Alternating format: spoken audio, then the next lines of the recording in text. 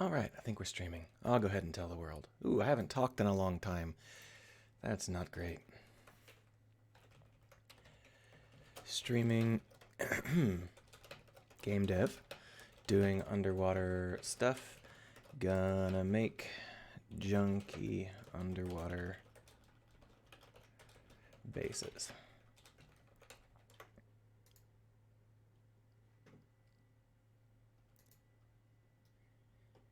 And then the same thing over here.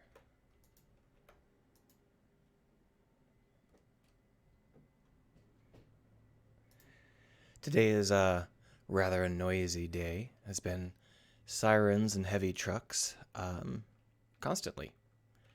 So it doesn't really bode terribly well for our city, but it's also been very windy. So you'll probably hear all sorts of fun noises in the background if you're paying close attention, although this mic is right up in my face and pointed only at me. So in theory, they would have to, all those noises would have to bounce off of my big fat nose in order for you to hear them, which is quite possible.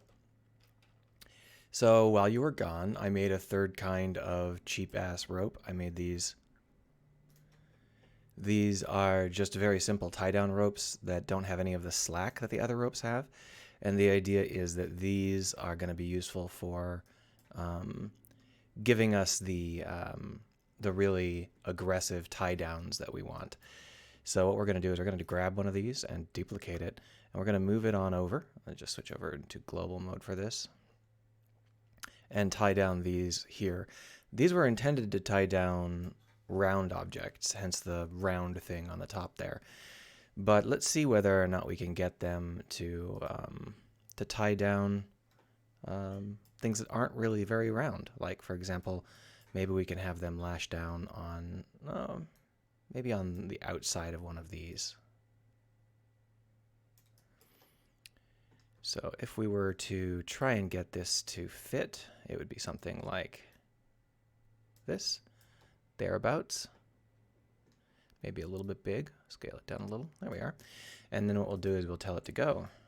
Boom. And we'll just go ahead and try and find an arrangement that doesn't suck. You can see that that limb is way high, so obviously we're going to need to move things so that it makes a little bit more sense. Now this is something I whipped up in like half an hour, so it's buggy and crap, but that should be okay. Buggy and crap is the name of the game. I should probably create a button for that, which I'll do if we get around to needing more of it. Bollards. There's a bug in Unity where the position of objects isn't properly updated outside of, when it's assigned, it waits until the next frame to actually create the positioning and rotation and all that stuff. In play mode, it's a lot more spry, but in scene edit mode, it turns out that that stuff doesn't really work. So got to do some work there. Still, it's better than nothing, I suppose. We just move this down a touch in global space, so it's no longer cutting through that beam. And we got a little bit of cutting through the tank itself.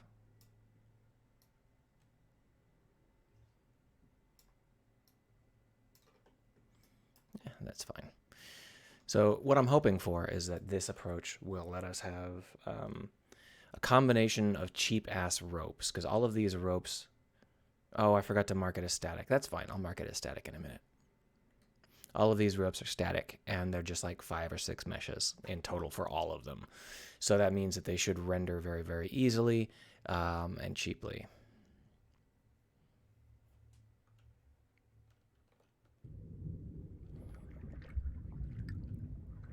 Oh, there we are. So if we take a look at whether the ropes add anything, you can see right away the ropes add a sense of life. These objects no longer feel like they are just plonked here by the hand of a game dev.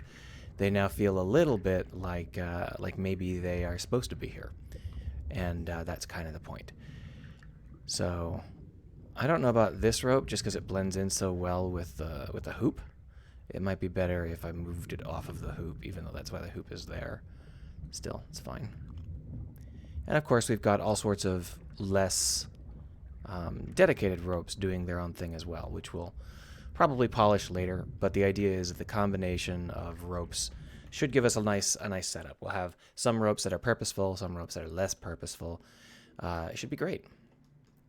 For now, let's just go ahead and mark all of these tie downs as static. And then what we'll do is we'll go into the area here and mark them as static in here. And then we'll go over to the arcs and mark all the arcs as static. There. Now, in the future, all of these should be static, which should be considerably less annoying. So let's go ahead and just put a couple more of these down as kind of a warm-up, since I haven't really been doing anything recently. Like, my brain hasn't really been turned on very much. I mean, I did program a drone carrier and stuff like that, but that doesn't count. That's not work. It's a video game. Trying to figure out the way to get this to see, like, I'm trying to get this at points in a way that makes sense. I'm not sure there is a way that makes sense, because it's kind of not in a very sensible place. It's supposed to be kind of half fallen over. Maybe I should use one of the ropes that has less agency. One of the ropes that is, you know, windy, because that way what would happen is I would get a lot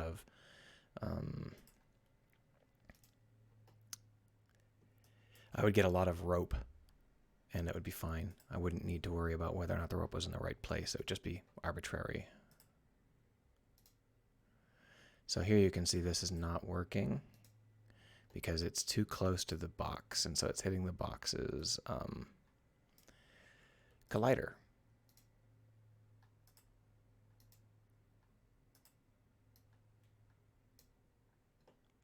Let's go ahead and make an editor for this. Monk of Time says, did you just start or have you been going for a while? I started like 2 minutes ago. You're fine. So we're going to go into the tie down script and make it so it's a little bit easier to see what's going on with this. The basic principle here is that the tie down script is, well, I guess we're going to need to make an editor as well. Give me a second here.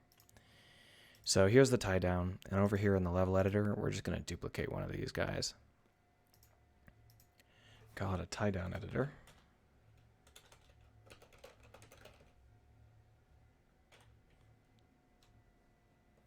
I should have rebooted the machine because it is really grinding at the moment. Why is the event log big? Whatever. So this is our tie down editor. Obviously, it's going to be a custom editor for type of tie down. It's going to be a tie down editor. No, I don't want to do any of that. And why are you asking me now? Hold on, everybody. I'm going to send you over to Phoenix Wright while I tell Windows to shut the fuck up.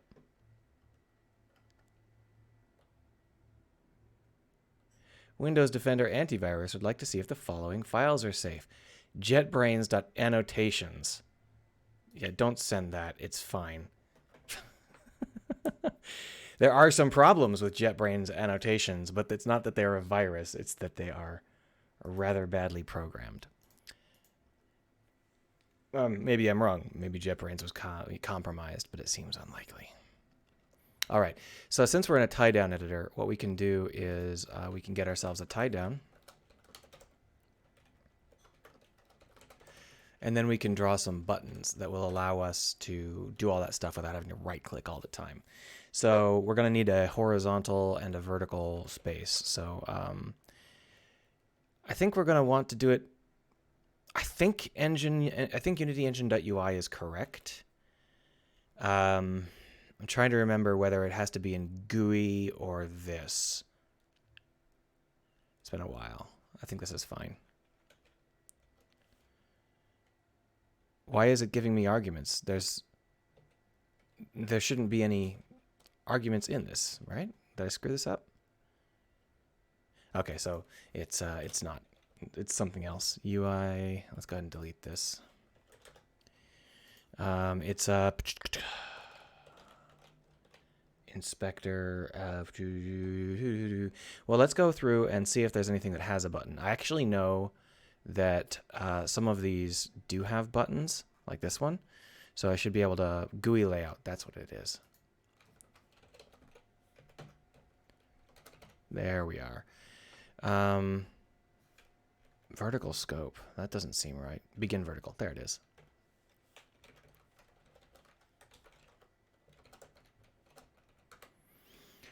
And in here, we're going to do a couple of begin horizontal.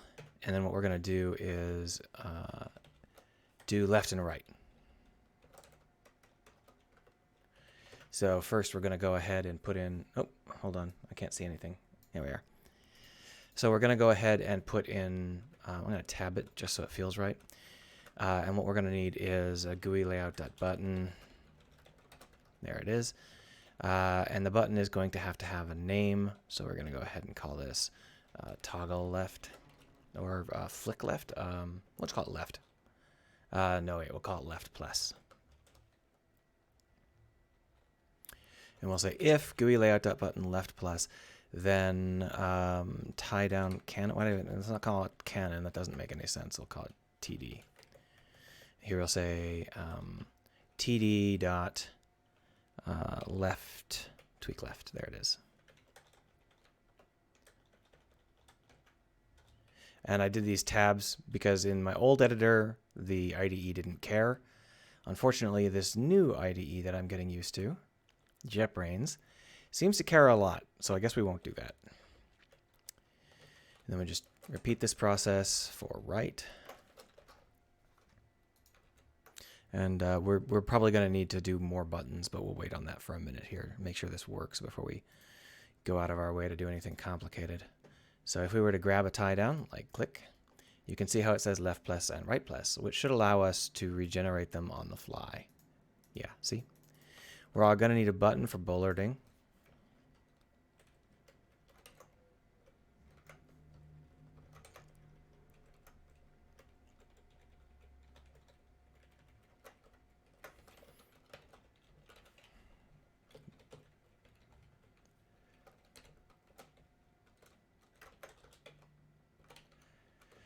Did I call it add bollards, even though it's not actually adding anything? I think I probably did. Yeah, it's technically not adding any bollards. It's just moving them around. Both of those are tweaking the left, are they? You're right. That is me just mistyping it. Good catch.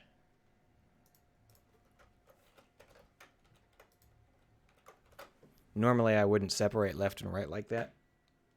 But I was coding fast and not terribly interested in, figuring out how to make it work perfectly. But what I really want is raycasts that show you the arcs the various lines will take. The only problem is I'm not 100% sure that it's possible to get that information. Let's try it. So if we go to the tie down, here's the draw gizmos. We want to do some gizmo rays when we're selected. So void on draw gizmos selected. So we're going to want the same setup for the first part. We'll make it smaller so that, there we are. But we're also going to want to draw rays.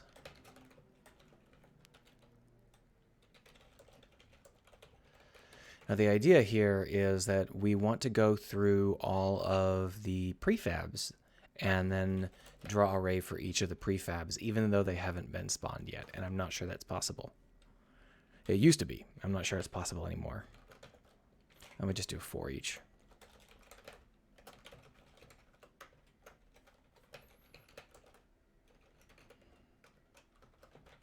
Nope, that was too many things I just typed there. Yeah.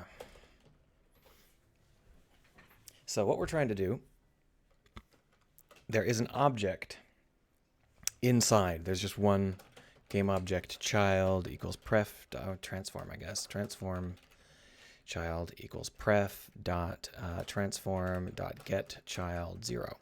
And that's what I'm not sure will work. It used to work fine, but with the rebuilding of the prefab system, you can no longer access the prefabs directly via the access window, like with your mouse. So I'm not sure whether they still allow you to do it in here. We'll find out real soon. Anyway, all we're going to do is draw a line straight out of that child. So draw gizmos.draw a line, child dot, so it's our position, so transform.position plus the child's position, child.transform.position. No, just child.position. And then the same setup, but with an offset.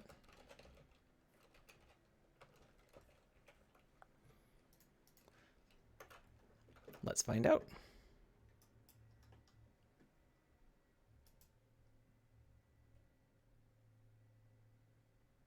Oh, well, it worked, but it's wrong.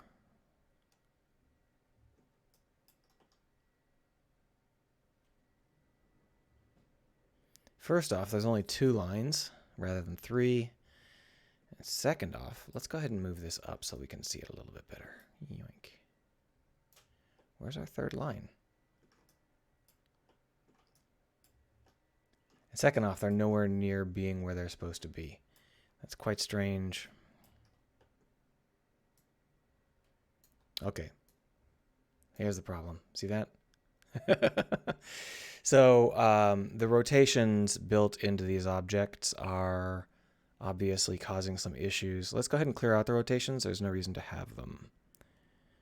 Prefabs, composite rope, arc 60, arc 45. There it is. You're done.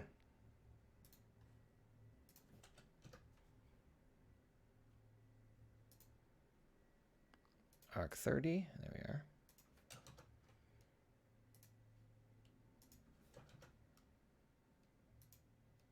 There we are.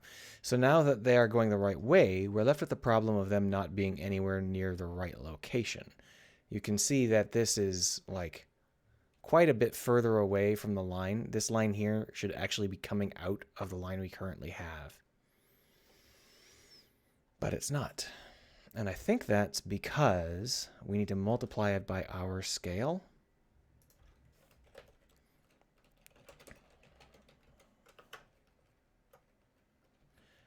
Since we're always going to scale symmetrically, we don't have to worry about the forward being wrong.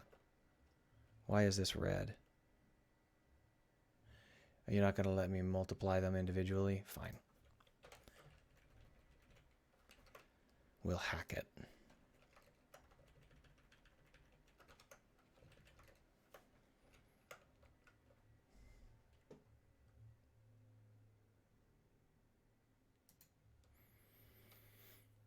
All right, there, that's better. So now they're correct, and all we have to do now is also draw them on the other side, rotated 180 degrees around our axis. So to do that, it would be easier if we had these objects. My fridge is making a weirdly loud noise. Oh, I guess it's just getting old. That would be a real annoyance if my fridge gave out in the middle of quarantine.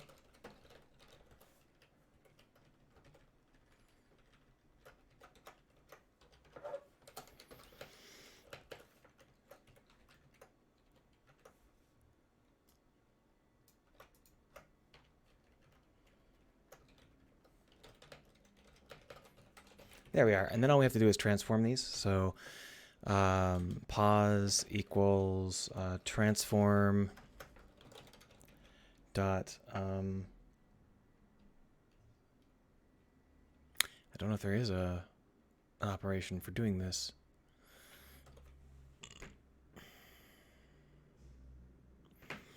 We want to get them 180 around our location. If we were to put them into local space and then invert the X and then bring them out of local space, that should do it.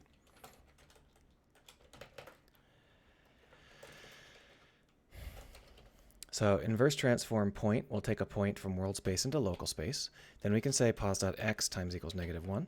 And then we can say pos equals and then transform point. You have to tell it what you're transforming. There we go. And then we're going to repeat the process for the dir.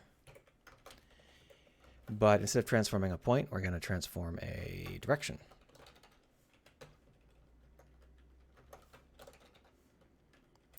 And the difference there is that if the center is off, the direction won't get screwed up. Because the direction isn't in world space, it's only in world direction. It's at 0, 0, 0. It starts at 0, 0, 0, and it points a direction in world space. If we were to transform it as a point, then we would think it was like way off in the distance. And then we'd flip it around, and it'd be a really, really weird spot, and then we'd bring it back. But instead, we want to stay at 0, 0, 0 and just flip it across the x-axis. Yeah, that should do it. Let's find out.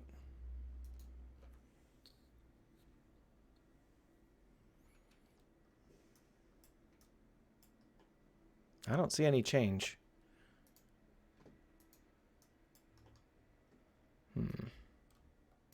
Oh, well.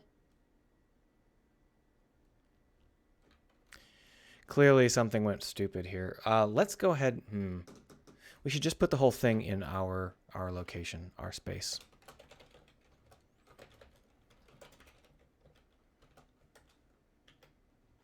I can't remember which direction that is, whether it's local to world or world to local. I think it's local to world. And then what we can do is the exact same thing we just did, but we don't have to add in our position or the lossy scale. We don't need to do any of this either. We'll figure out what we want from that. Oh, I forgot to draw the other line. Undo, undo, undo, undo, undo. Oh, but redo, redo, redo, redo. Because even though I forgot to do the other line, the fact is that it's wrong. So we won't need to do any of these, but we will have to draw the line again.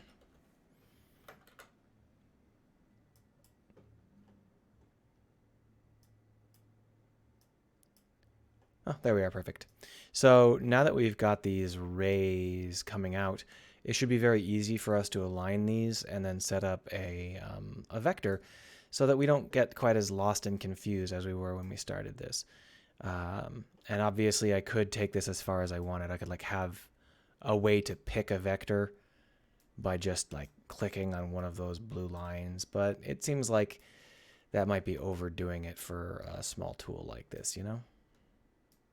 Right now I'm just kind of lowering it into place. There is a way to lower it into place better, but this version of Unity has been like weirdly shitting the bed. It gets stuck in modes and it doesn't work quite right. So I've been trying to avoid using any of the more advanced features.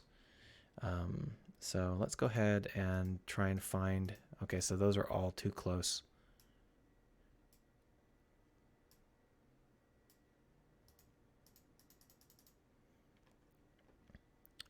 So I think the problem here is that we might be colliding with the box. No, the box doesn't have a collider. Oh, the ground is just right there. Okay, so the problem here is just that the ground is really close, which I didn't really expect. So we're going to just... There we are.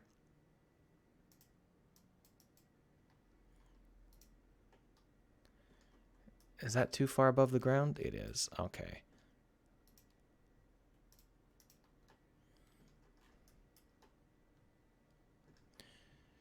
I'm trying to find a nice...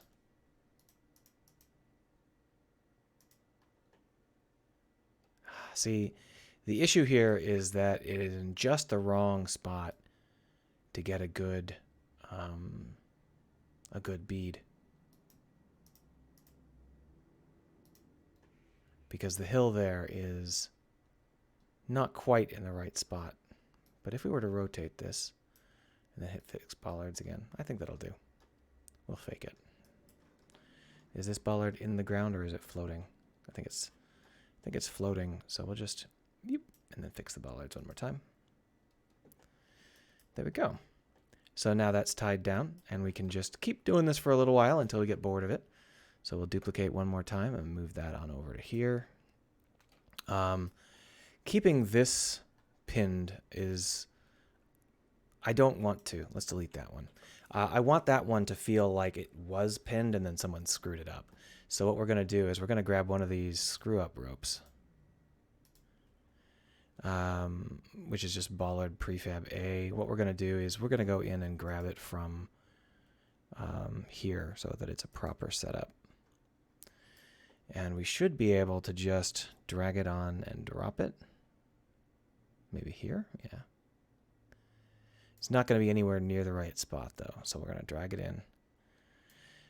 This also needs to be marked as static, but it is. Hooray, I didn't screw that part up. Yeah, good, everything's static. And we're going to want to make sure that the rope run and the rope small are also static. This one's not, so mark it as static, please. And then from here, we're going to want to point the blue line someplace that makes it seem like this was once correct and is no longer working. Why not?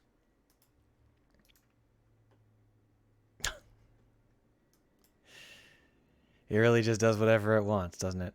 Let's try aiming it this way. Oh, I have to clear it first.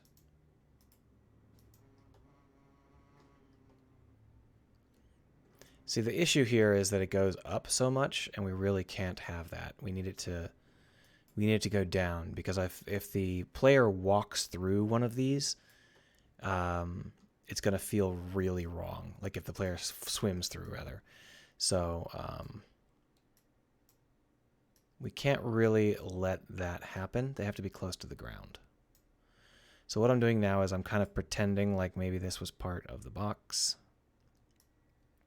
I'll shrink it down a little bit and try again.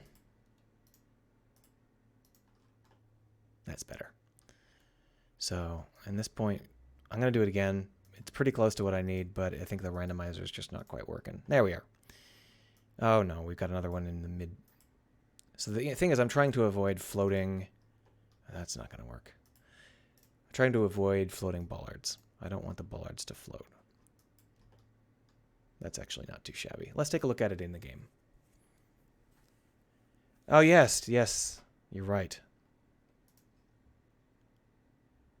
But I no longer have to worry about that, so it's fine. It was a comment on the transforming stuff that I was doing, and I was doing it half-assedly. But I don't have to do it half-assedly anymore because I took that part out entirely.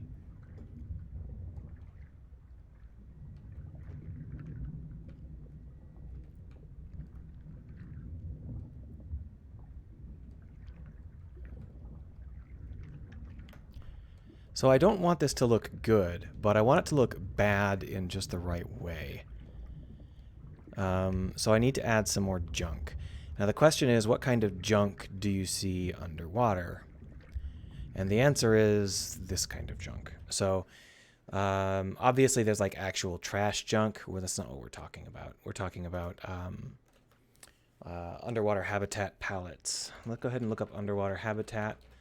And we'll just take a look at the sorts of things they leave on the ground near the habitat. And obviously over time it gets overgrown, and that's a big part of what's missing here. But a lot of the time what you see is these people don't normally just leave stuff on the ground in the ocean.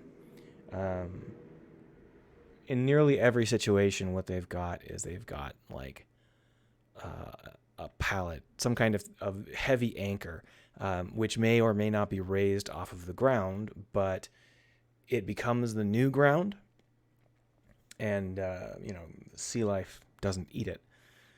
But outside of the underwater bases, they keep all of their junk. Excuse me. And I'm trying to see what that looks like, but of course nobody goes to an underwater base and takes pictures of the junk outside. They're all pretty careful to take pictures of the base. And they've got these low angles, so you can see that there's lots of raised pallets, but there's no pictures of junk. One of the things that they keep a lot of junk for is rope. Like, obviously I'm using rope here. I've been using rope for a long time, but they'll just keep like bundles of rope, like giant. It's not necessarily rope. It might be other things like cable or pipe or something. But like those, like you ever take a long extension cord and wrap it around your hand and then tie it in the middle and throw it on the side.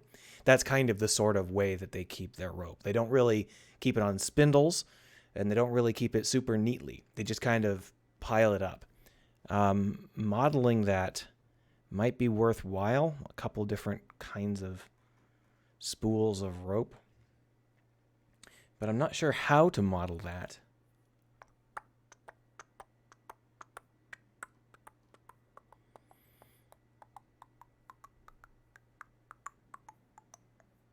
I guess the best way to do it would be with a path that wraps around and around and around and around and around. Then I can just keep like duplicating the path and then tweaking.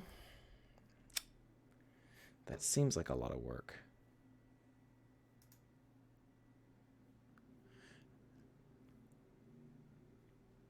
One of the other issues is that there haven't really been very many underwater habitats. So taking pictures of what's around those habitats, it's like a sample size of 2.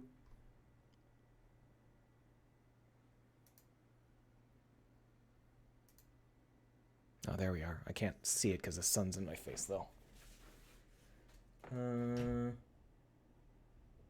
mean, it's basically the same shit I did here, but with a lot of barnacles on it. But the thing is, I don't think these barnacles were here when these were active sites. These are like divers visiting abandoned habitats. And this is a recently abandoned location. It's not an old abandoned location. So there shouldn't be really a lot of junk growing. I know that in the sea, life does visit pretty fast, but it's not that aggressive. Hold on, I got some comments from people.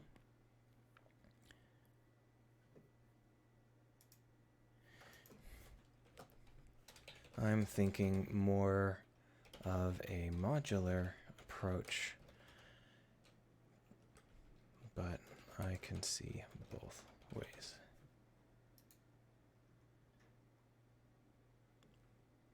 Don't know.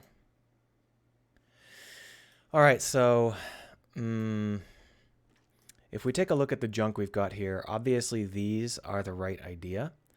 But I think what we want to do is try and decide how we're going to spread more junk along the way. Like, we want there to be, like, this is supposed to be a place where there were a lot of people. And not a lot. There were not a lot of people, but there were, like, a lot of missions in this area. The people here were doing whatever they could. And therefore... I want this to feel like this is a fairly inhabited place.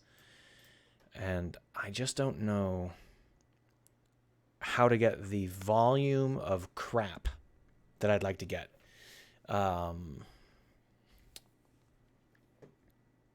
Let's try a couple more searches. Let's try underwater construction.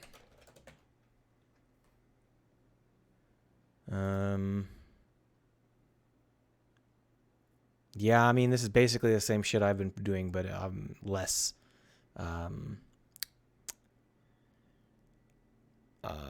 futuristic. One of the things I'm seeing is that they pool boulders on top of stuff. They'll like just drop rocks on top of their various things that they're trying to keep track of.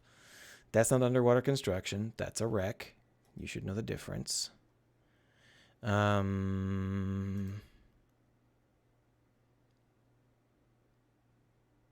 They got like cables going up to the surface in some of these.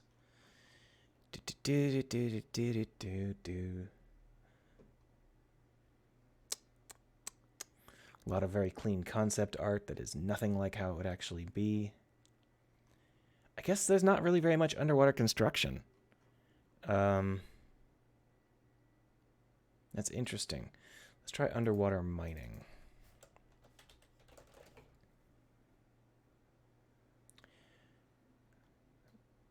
See, underwater mining is kind of a nascent thing. So I'm not sure that we're going to get any real pictures here. Just a lot of surface pictures of things that might eventually someday be underwater mines. Yeah. I don't know. I'll have to think about it because none of the references I can find really give me any good examples.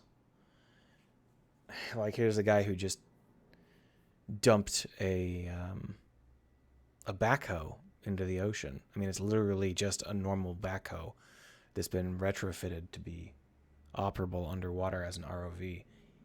It's not really what I'm looking for. I'm looking for permanent facility sort of things. Yeah, I mean, even in the concept art that's supposed to look all sci-fi and cool, there's no junk. It's like super clean. I guess the best thing to do would be to add some rocks for starters. Super Donut stopped in. Hello. Sorry if you've been there for a while. I was busy staring at concept art, and it takes up the same window that you do. I'm sure that was very interesting to see over here with me looking at concept art on the other screen. I'm not sure about the legality of showing you concept art on a stream. I'm not an expert. I've been playing it safe, but now that I think about it, it would probably be better if I just showed it to you while I was cruising around. Either way, Super Donut says no issue, which I think he means no issue in showing concept art rather than no issue with this, me covering him up. So we're gonna need that boulder dropper one more time. Let's see if we can find it.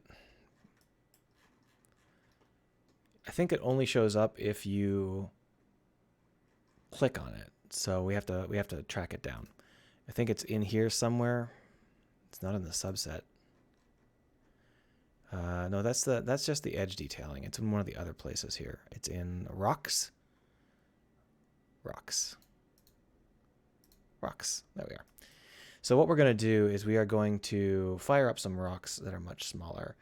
Let's in fact move it out of the rocks directory and put it into a new directory, which we will call pebbles. There we go. Well, that's the problem. The concept art is me just going to Google and typing shit in. So I have no idea.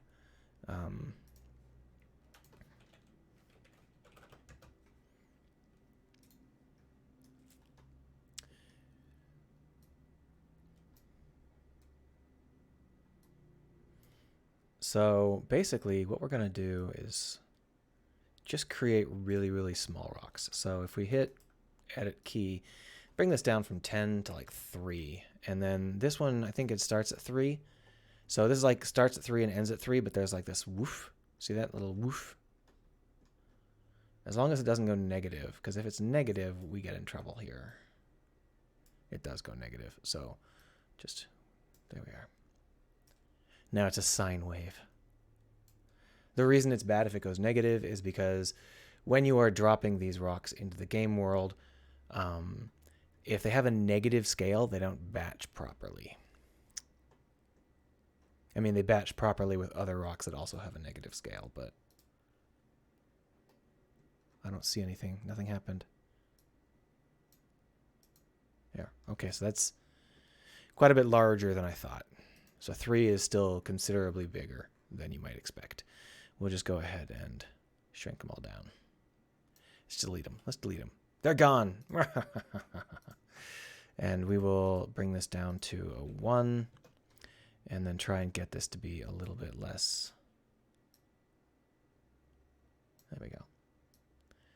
3 is probably still pretty big, but we'll give it a shot. Okay, that's better.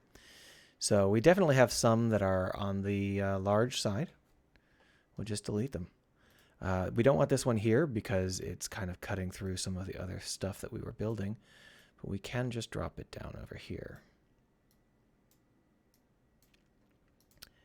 And this pebble here, not a bad idea, but let's move it a touch so that it's just in a spot that hides some of our less attractive overlaps a little bit better.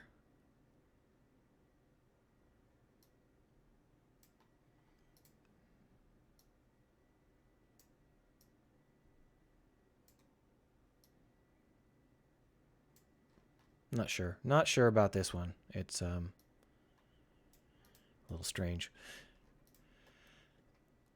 I kind of like this rock right here. It sort of makes it feel like there's a reason they put that facility right there, and it was specifically because it hooked into this rock.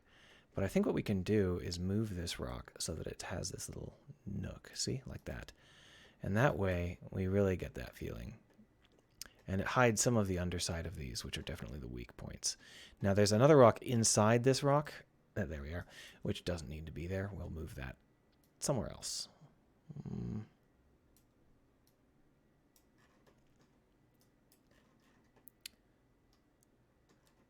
All right, let's just nudge this rock up against that rock to break that line that we have. Because there was a really aggressive and obvious line. No, that's not what I told you to do. And now there shouldn't be.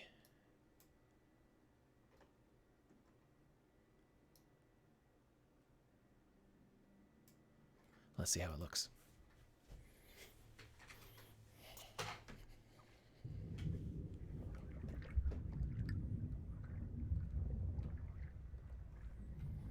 Looks a little bit fake.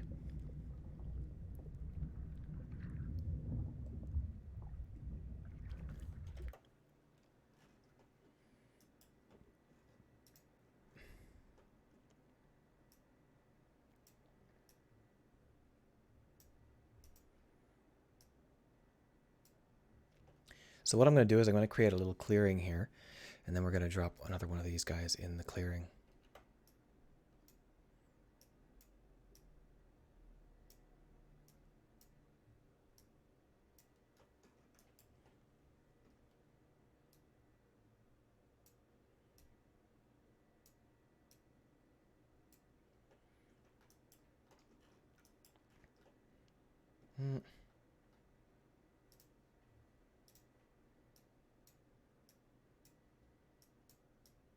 No.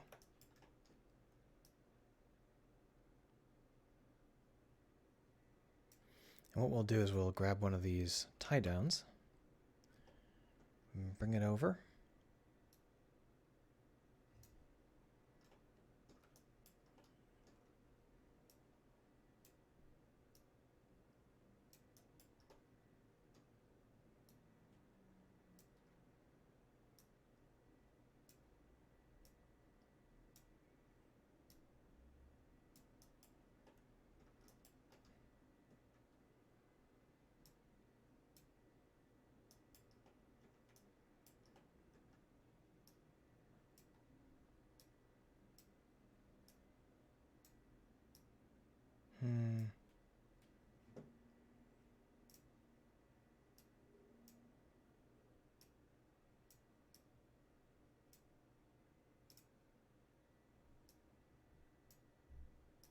I'm just moving this so that our tie down won't cut through a rock.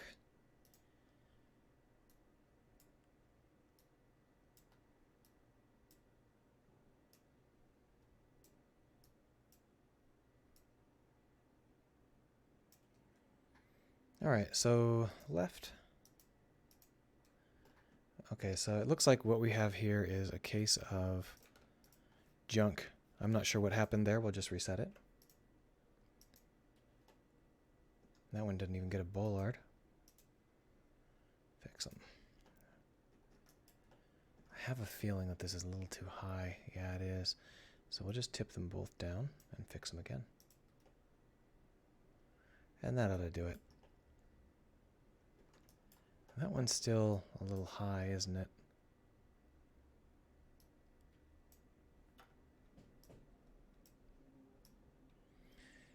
The collision detection is supposed to be a little bit better than this, but for some reason it's really being obnoxious. Look at that. It stops really, really early. I think it's because of that rock over there. I think it's colliding with this rock because it's got a convex collider, and I think the convex collider is fatter than the rock thinks it is, than the rock looks. So what we'll do is we'll try and maneuver this so that it has a lot less rock in the way and see if we can get it to start to look a little bit better.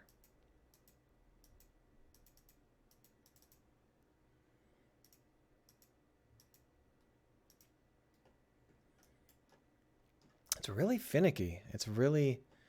You know what? Let's go and take it from 0.9 down to 0.6.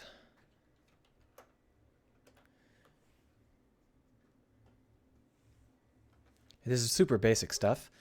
So it's not, you know, when I say it's really finicky, what I just mean is that the topology of the level is really finicky. There, that's better. So that should allow us to have at least some sense of, you know, a thing being here. Other things I might have put underwater, maybe batteries, some kind of charge system, an air tank that isn't scuba, but that's, you know, these tanks are kind of arbitrary anyway.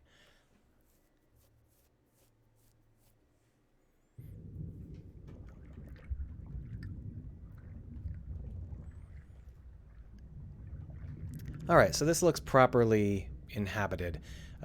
It's all very samey because it uses the same two materials for everything everywhere. But we'll polish the materials up later. The basic idea here is that we want the layout to feel right. And the only thing I'm missing is a bundle of rope right here, which I don't have the facilities for yet. I would have to actually build the rope, and I don't think I want to do another week of rope. So let's move on. I think we're going to want to pull ourselves back to the entrance a little bit here. No, we'll keep pushing forward instead, because that's one of the places that we can go over there. This place does not yet have a setup for a holographic interaction. So what we're going to do is we're going to find the holographic interaction element. Is it a prefab?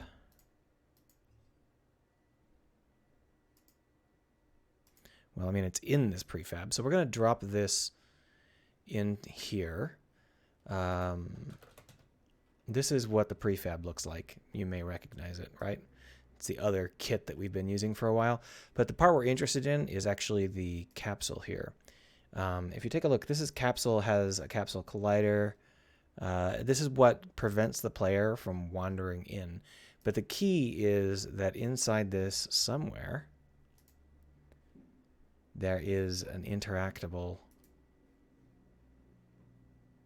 No, there isn't.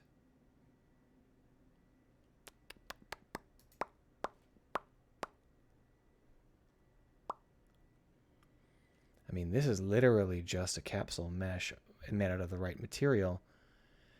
So my guess is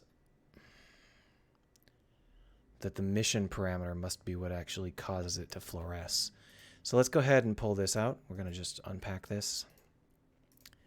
Pull this capsule out. We're going to call it a mission capsule. Call it a mission capsule. And we'll drop that in here. And then we'll delete this. We don't need it. If we put the mission capsule in roughly the right spot here,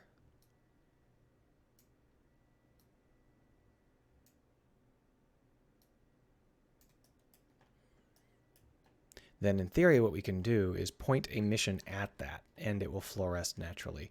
So to do that, what we're going to do is we're going to go over to our mission system, which is right there, and we're going to create a second mission. You can see how we've got room 1 sensors. We're going to do room 2.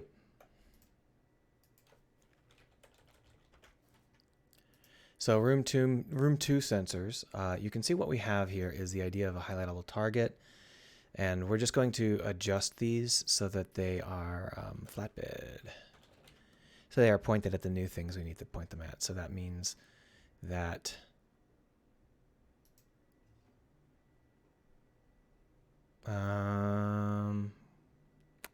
mission capsule, there it is. It's in green. Blue, whatever. There we go. The only thing I'm worried about is whether or not this all works. Let's find out. So we're going to hiccup a lot continuously forever. We're going to just replace the intro with room 2 sensors. And what we should see is immediately this should be our target. And we should be able to just walk over there and give it a shot. It's pointed off to the side. I don't really know why. It should be pointed over here. Okay. That didn't work at all. What mission is active?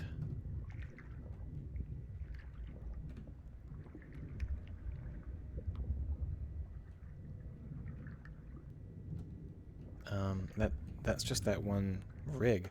Why is that one the active rig? What's going on here? If we take a look at the mission,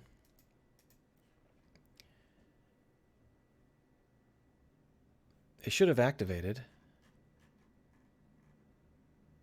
It activated room 1 sensors, not room 2 sensors. Although I don't really have enough parameters, it's no longer talking to me well enough.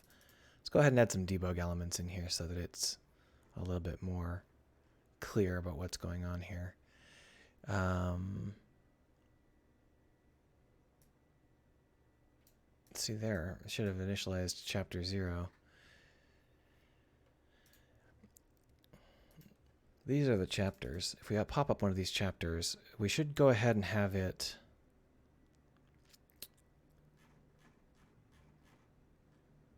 initialize targets.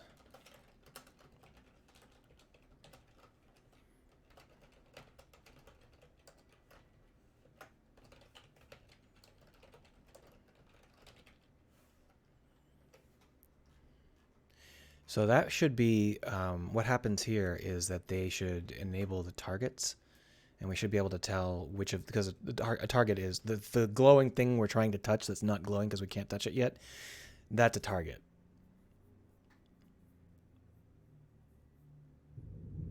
Sensors to room 2, initializing targets.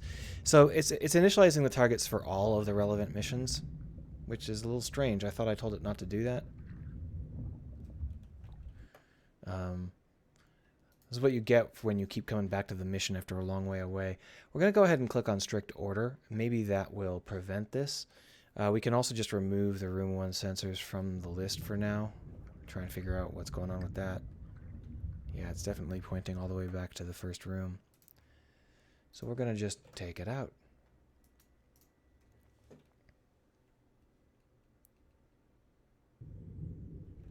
Well,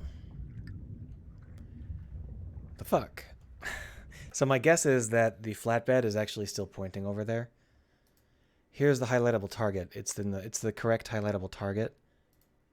But this is the target it's targeting. Okay, so there are 2 things that need to be tweaked, and we only tweaked one of them, and that was the problem. So we're going to just move that mission capsule here. And that as well needs to be our mission capsule. I should come up with a way to make all of those replace at the same time. I think I do auto-populate. A little late to do it now.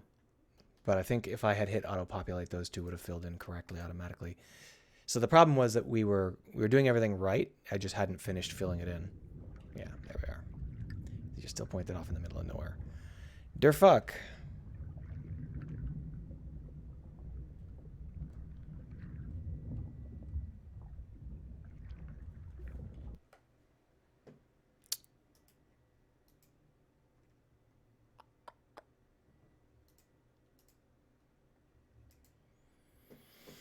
My guess is that Objective 2 and Objective 3 might be interfering. But no, it's not it. It's something else. I don't know what's going on here. Oh, I forgot to fix this here.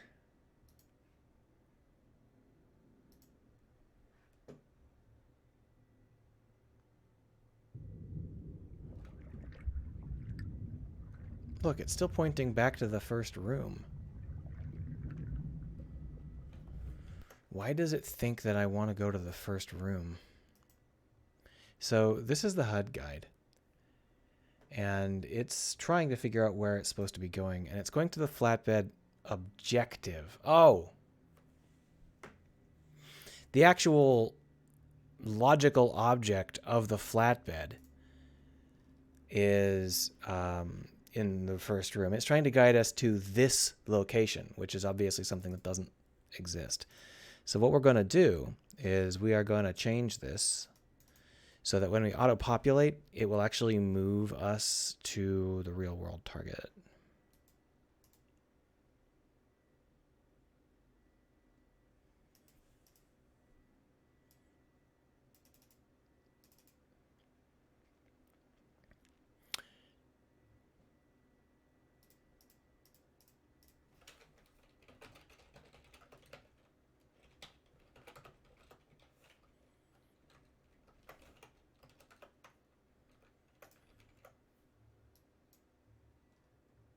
I don't know why I did that, to be honest, why I put that as the logical object has a physical location. That's a strange choice. There we are. That's better. Let's go ahead and find out now. Is that gonna work? Yeah, it works. You might be thinking it didn't. Obviously, didn't work. There's no line. We're just so close that the guideline is being erased because it only works when you're far away. You also notice that it's off center. It's off true a little bit. I'll be polishing that, but basically the idea is that it doesn't guide you to where you want to go. It guides you to someplace vaguely close to where you want to go, and then you're left to try and find it on your own. And it happens to be this. Yep, perfect. So that's working fine, and we'll be able to create more objects as we need. So let's move on to the next object. What we're going to want for the next object is the other end of this rope, which is going over here into this back alley. This needs to be a psi objective as well. It's already set up, so we might as well just point there. So we're going to duplicate this. We're going to call it sensor. We're going to drop that. Sorry, we're going to drop that in. Let's try that again. Boom. That's the bounding collider. This is what we need to set, isn't it?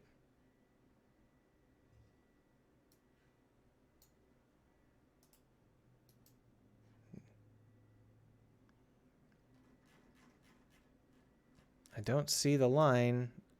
Oh, but that's because it's not part of this. Auto-populate this. There we go. So you can see that we now have it forking across. That's what we want. And that's going to have the second set of text. Of course, it's not going to be in strict order anymore. So there's no reason to write that out yet. We're just going to put it in as a placeholder. Once you've visited those two locations, you're basically through the room. I'm not interested in trying to make it a challenge at this point. I'm trying to make it something where you get to take a little tour of the game. But because we have so little travel to do, we need to decorate in such a way that it feels really nice. So if we take a look, this is the scene that we've got here. It's supposed to be desolate and not too fun. And so if we follow this rope, we go over there. If the player comes over here and decides that they're going to go into this alley back here, we're probably going to have to decorate that alley a little bit more so it feels a little bit less height mappy. It's a very height mappy sort of valley at the moment. We'll do that in a second. Let's just do it now. So the valley that doesn't have anything in it is this guy. And you can see that it's just like very, very primitive mock-up. What we're going to do is we're going to add in some terrain modifications here just to give it a little bit of a nicer feel. I think we're going to need to do a raise and lower here. Let's do a set height. Now, set height is hold shift and left click. I always forget. And so basically what we're going to do is we are going to soften the height map more than you might think. Because the height map is worst when it is just a slope like this. So we're just going to try and bring the high parts in and get ourselves a little bit more to work with down here. And then in here, I'll create like a really obvious ledge.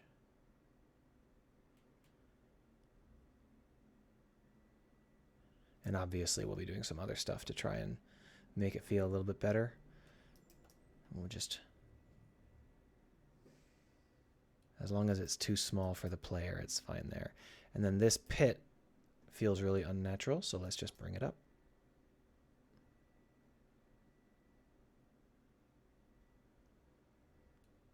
And then what we'll do is we'll switch over to softening. Brush this a little bit.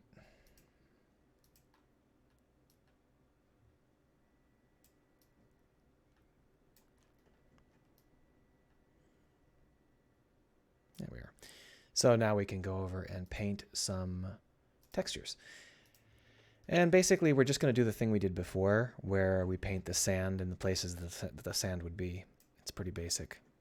So we just bring sand down onto these ledges and have it pouring in from the places where there's no rocks.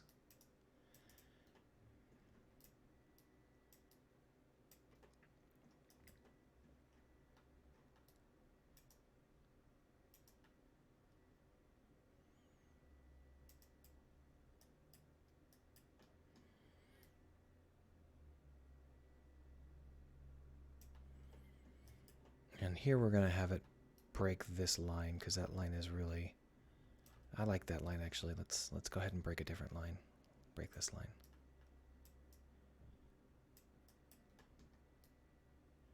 And then we fill the bottom with sand.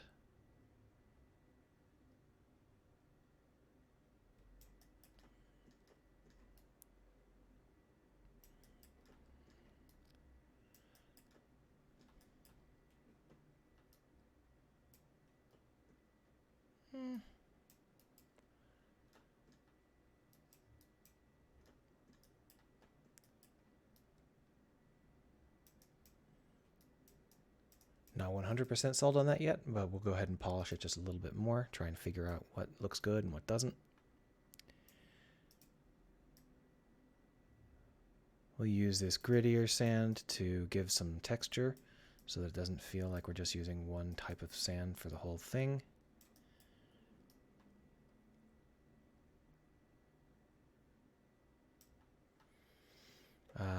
And let's just take a look at it in game.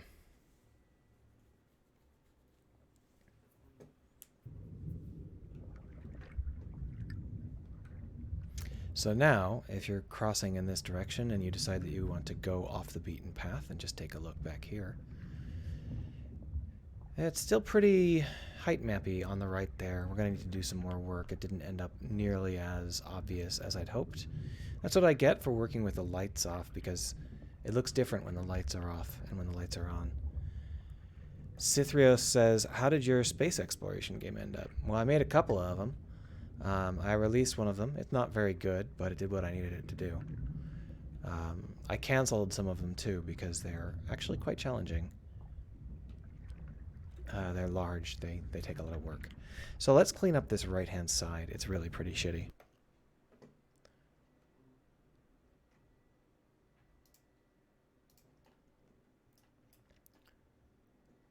So I'm going to try and create a much more aggressive ledge here. Oh, yeah, I published that one. It's on itch.io. So if you're interested in how it turned out, you can go play it. It's very, very basic, though. I didn't ever intend to make a big game out of it, and it's not a very big game.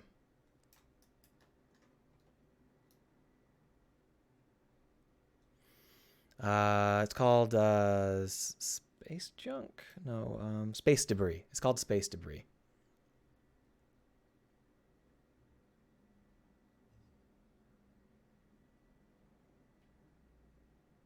Also, you can go to itch.io and just search by user. You don't have to know the name of the game.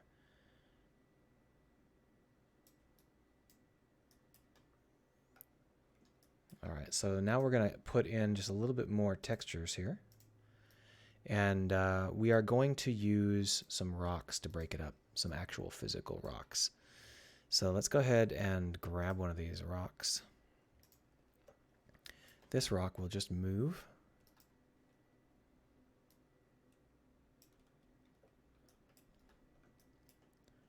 Here's a rock.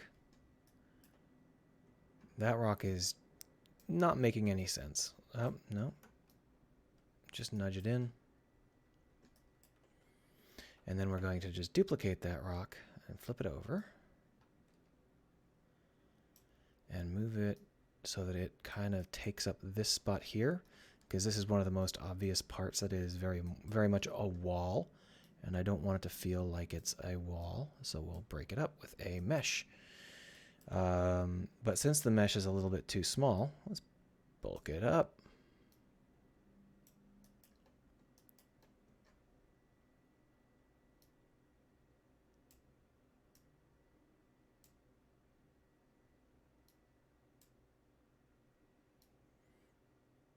All right, let's go ahead and see how that looks. I'm Craig. I think I'm Craig P on Itch.io. It might be Craig Perko. You know what? I think I have a link to it in my Twitch data. I can't do it while I'm playing, unfortunately, but we'll figure it out later. So now you can see that this feels a lot less fake. The rock in question really breaks up the cliff, and of course, since we've pulled down the cliff into this sort of setup, the cliff doesn't feel quite as height mappy. It's still pretty obvious though, so we're going to want to do just a touch more work to try and hide some of that. Let's turn on the lighting, maybe that'll help. And then we'll try and do a little bit of softening.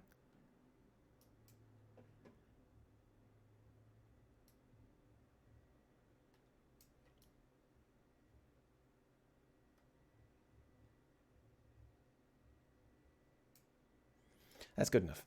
So when we come down here into this part, when we're following this bad boy, you can see that there are a few places where the height map is kind of crap, like right here. Just smooth that away for a second. And then it comes down here into this back alley. The thing about this back alley is that it's mostly meshes. There's not much height map. That's fine. But this part that is height map needs some work. It's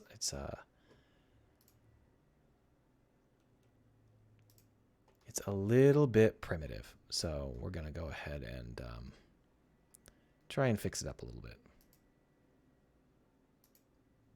We will use a blotchy pen like this.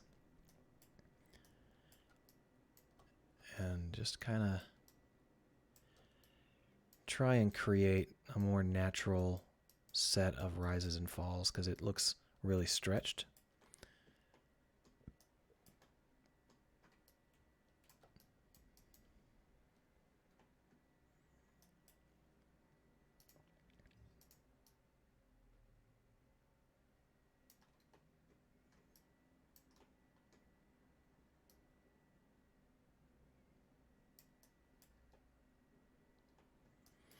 And then if we look back here, it's mostly boulders. So we'll just soften everything, make it into sand for this. So it's basically some sand pouring down from some boulders, see? And that should do, except right there, I hate that. So what we're going to do is we're going to grab this boulder and duplicate it. Nope, just grab the boulder and then move it.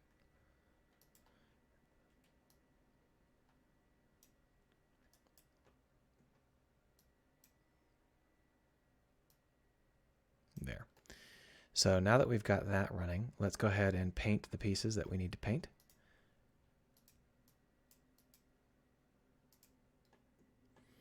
So let's start with some more rock because our rock setup is a little bit weak at the moment.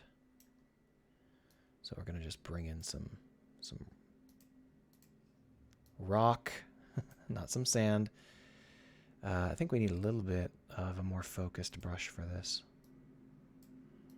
There we are.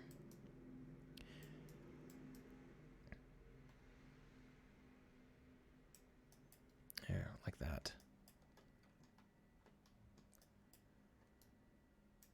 And then we'll switch over to this sand. Give ourselves a little bit of that. And then we'll go ahead and create some pour off here and there to try and make it feel a little bit more like sand rather than rock.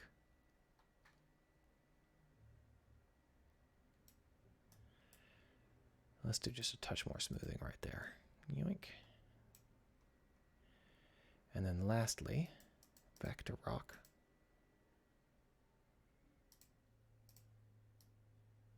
There. Let's take a look at how it feels in game.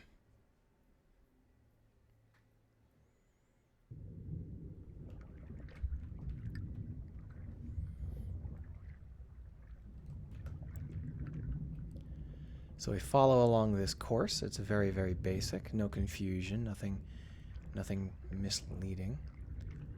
Then we go around this bend here, and we enter into this cave. It looks like this wall is a little bit unconvincing.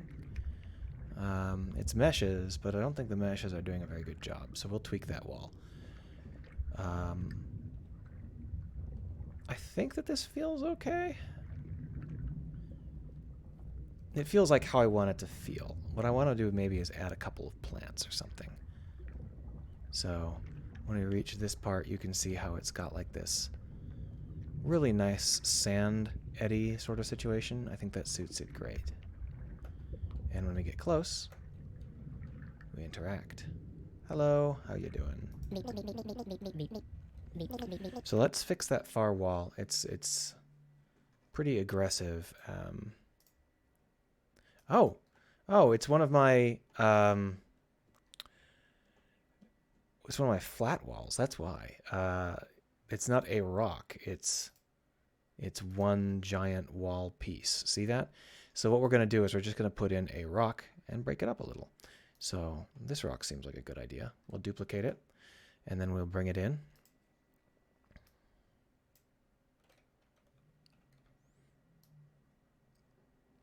I tried to do Control V or Shift V to do a vertex snap. Not a great idea. I am running with the most recent version of Unity, so I'm not sure why it's giving me shit. I stopped clicking like 10 minutes ago. Hello? I don't know. It's just trash. I don't know what's going on. I mean, the scene is pretty big, but obviously I'm not going to leave it big forever. But even if it is pretty big, it's not the sort of thing that should be causing that sort of slowdown. So basically, we're going to be using this rock to break up the immeasurable flatness of this particular face. So we'll just create an outcropping. And then here, you can see we've got an area that's not 100% convincing, but rather than reshape it to be a better rocky area, we'll just make it a sand area here and then a rock area here.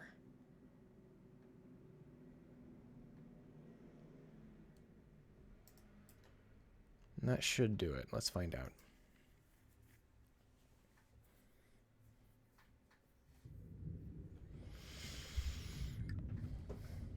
And by the time you find this, you will have seen that rope over there. Hell, you may have followed that rope first. But the point here is that we're trying to get you used to the idea of not being reliant on. Well, yeah, we're trying to loosen you up a little bit by giving you an empty space and an easy guide, with the idea being that you're not going to be confused, you're not going to be slavishly following your HUD, you can clearly see what's going on. Yeah, so that's not too shabby. This side feels a little bit flat, but it's not a bad idea because we do want the player to really focus in on the sensors. And I think we're going to add a plant or two. And yeah, that boulder really completely repairs this wall. It's still very flat, but it no longer feels like super fake. Yeah, I can live with that for now. So once you've gone back there and dealt with that, let's go ahead and add some plants. So plants are in our particle system, at least that's the theory, particles. So we don't actually have any plant setups in room 2 yet. Let's go ahead and grab a plant setup. Room 2, room 1, particle effects, grass cannon. So we're going to go ahead and, I don't remember which of these is which. I'm going to just duplicate that grass cannon and pull it up. We should really name these a little bit better, I suppose, because there's several different kinds of grass. Boom. So when we take a look at this grass cannon, it's over there, which is obviously not right. So we're just going to move it over here. Yoink.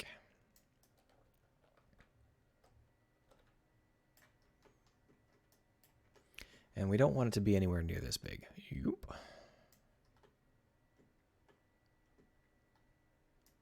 First, let's fire it into the abandoned section, just to get a feel for it. We're going to want to clear it.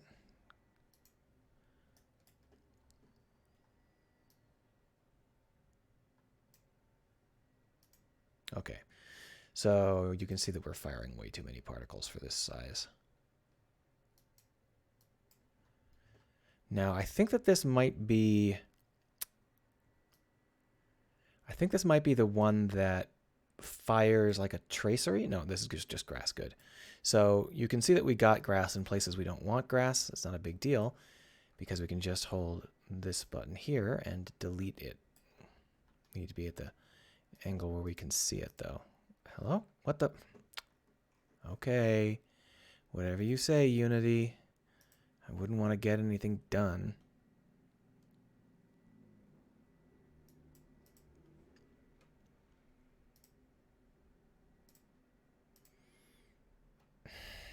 What the fuck is it doing?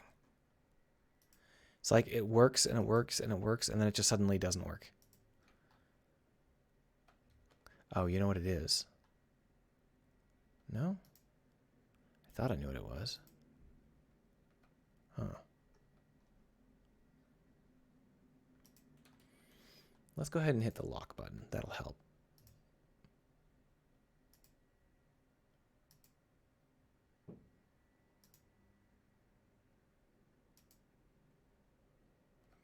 All right, so the issue here is that after I mouse up, it takes about 4 seconds for it to delete my mesh. Not sure what's going on here. Maybe my computer really does need a reboot, but there is an interior glass cannon which has other particles on it. I'm trying to figure out which of these grass cannons is... Oh, I locked it. That's the problem there. Delete, delete. There we are. So now that's got some particles in it, and hopefully that'll be a little bit livelier. Let's take a look and see how it feels in this environment. Monk of Time says not to forget to clear it. Yep, I remembered that at the last second. So this is the area we just filled. And if we hop on over here, you can see that there's a little bit of greenery. I don't really like how that coagulated in the bottom there. Let's go ahead and clear it out of the basin a little bit. It's just too heavy down there.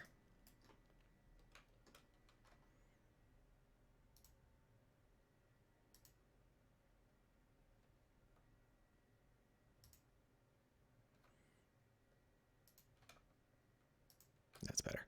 All right, so now let's go fire it again. So in what I've determined is that these are very big. We need to really reduce the size of these particles. Let's bring them down to 0.3.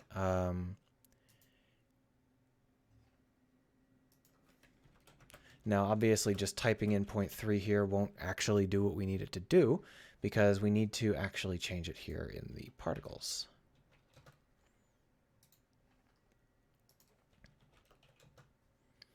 That'll make them small enough that we won't have to worry too much about the giant masses of particles because we're no longer in a big open area. We're now in a much smaller area.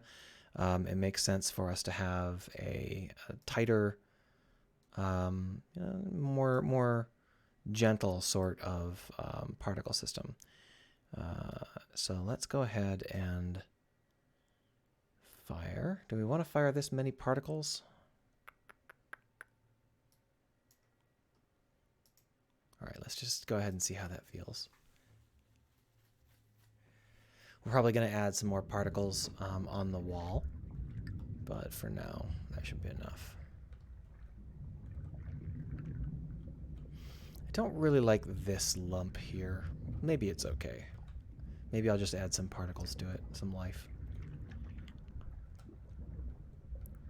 So you can see how this feels really fake. It's like really focused. What we need to do is add just 1 or 2 particles separately. So we'll just drop this down to like 3. And the heavy core cannon, we'll just make this as 0. See whether or not... Oh, it only goes down to 1. That's fine. See whether or not we can get this to be a lot less centered, a lot less clustered. That's better. Perfect. All right. So let's pull this over and just do a couple of splitchy splotchies. Nothing too serious. Some of those are above the water line. That's fine.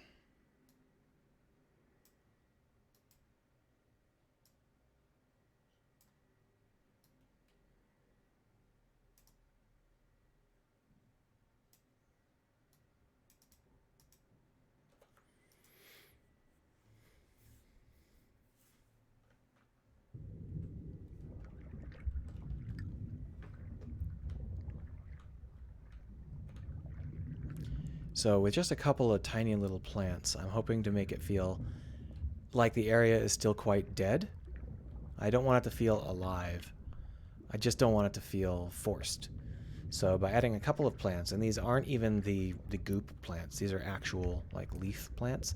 The goop plants would probably be a better choice for a lot of this, but you can see the little patches of green there. I honestly think that that adds more than you might think. It's such a really basic, tiny little detail, but it's just enough to break up the unending gray, especially since they have a little bit of animation to them.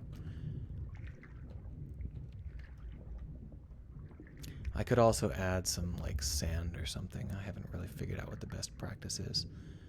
Yeah, so the additional elements outside of the area have decreased the roundness of it. We've got a couple that are malfunctioning. They're on top of the science project, which is obviously a little silly, so we'll just delete those. And the reason they do that is because any collider is considered valid. So if they collide with a rope or whatever, and then that's what you get.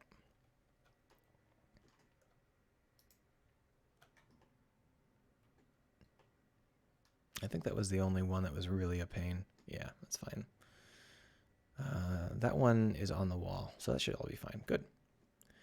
Let's add just a touch more life, just a little bit more life.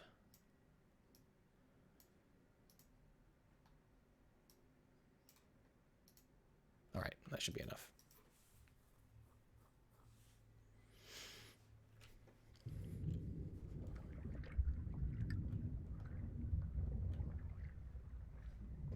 See that? Clinging to the top in a really obvious way. Not 100% sure I like that. I might have to delete that one. It's just a little bit too obvious. It's made worse by the fact that it's aligned on an axis where the animation looks particularly shitty.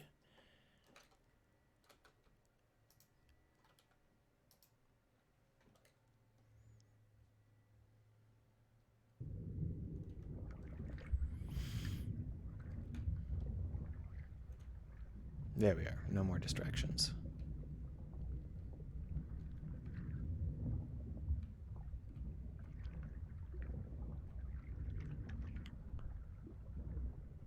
Yeah, I think that this is fine. There are some more things I want to do, but in general, I think this section of the room is ready for at least playing around with, if not actual play. I might add one more boulder to that wall.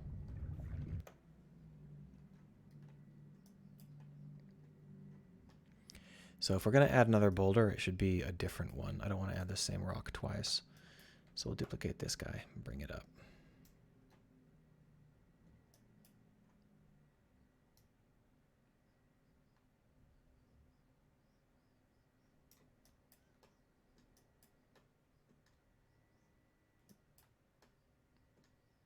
Trying to think about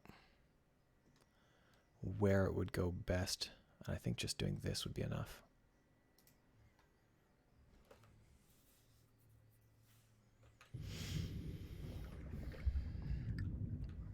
All right, so just one or two little pieces in this room, and all that does is it tells you they've been losing drones exploring the caves underneath the area. So down there are no more drones. They all got eaten or destroyed or whatever.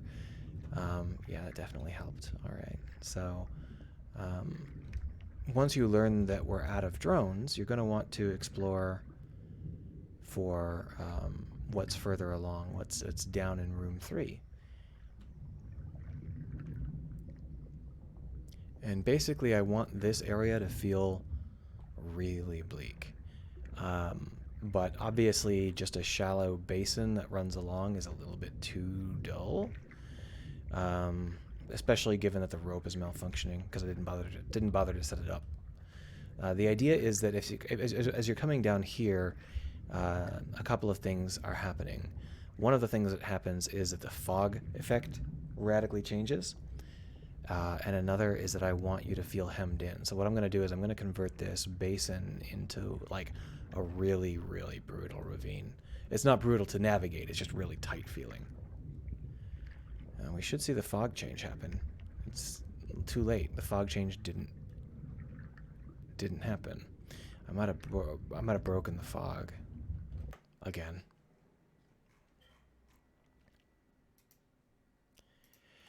So if we take a look at the fog change, we've got a couple of.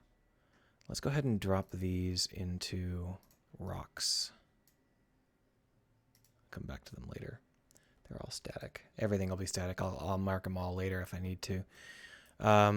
So my guess is that the fog elements aren't actually in this room. They're in room 3. That would be my guess. So if we re-enable room 3 and we look for the fog fixers, yeah, there they are. I just had them disabled. So the question is where room 2 begins and where room 3 begins. And I think that the answer is that this will all be part of room 3, just because that's where the fog setters are. So that's where, we need to have it be. So that means that this area here is part of room 2. We should probably figure that out. But first, let's go ahead and create room 3. Once again, we're just going to use a kind of a directory structure here.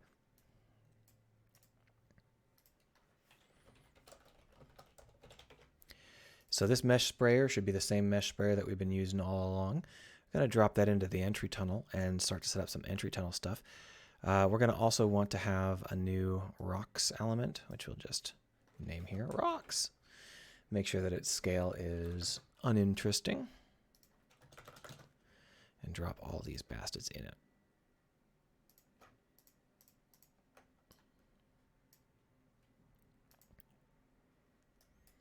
And it looks like that's all of our surface objects, which we're probably going to have to completely redo.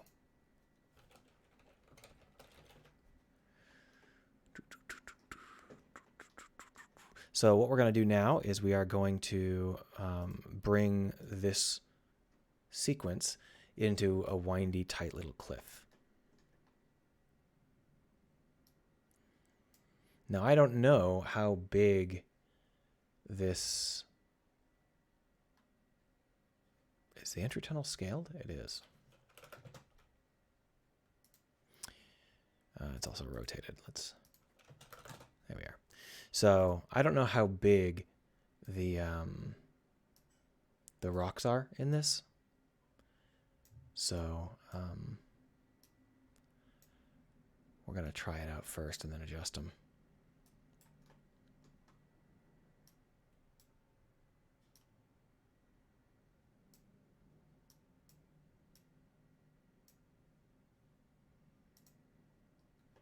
Well, they're a little bit small. Let's go ahead and just pump them up a touch.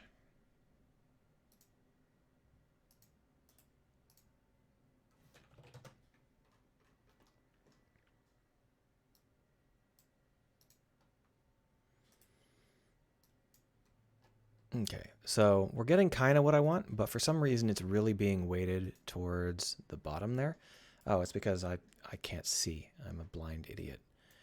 This is a lot closer to the surface than I thought it was. There we are. Boom. Okay, so that's not working.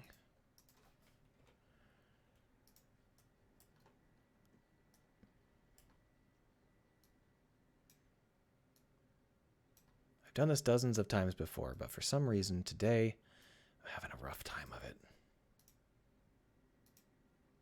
Look at that. Why are they all floating?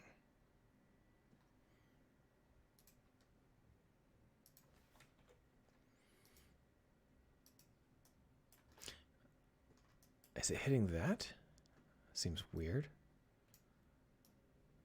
Let's go ahead and shrink it a little bit.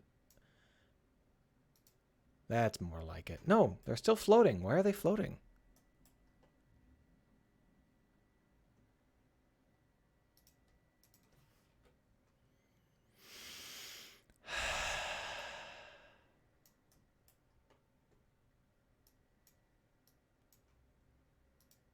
That's more like it. I think that that I might have been hitting the water surface, but there was... My guess is that these have a much wider radius than I think they should, which is no big deal. We just turn them off. Boom. And now we shouldn't have that problem anymore, right?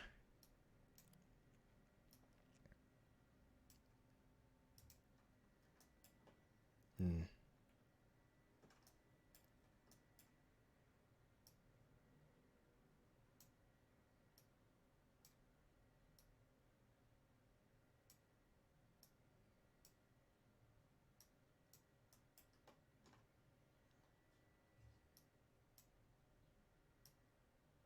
Wrong. There we are. Boom.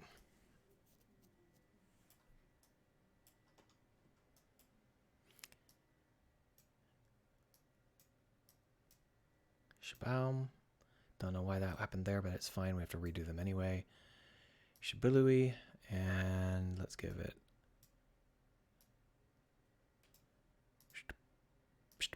No? Come on. Oh, I see. Way more curved than I thought we were. There we are. And now it's time for us to fix all this up because it's obviously half garbage.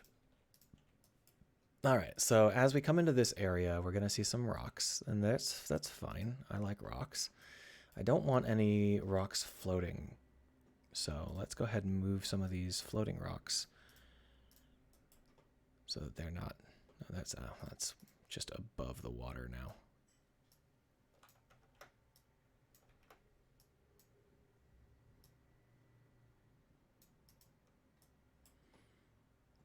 So if we swim along in here, you're going to see that there are just like piles of rocks on each side, and that is the point. We're probably going to have to add a couple of rocks over here. Let's go ahead and do this one. Flip. Flip. Whoop.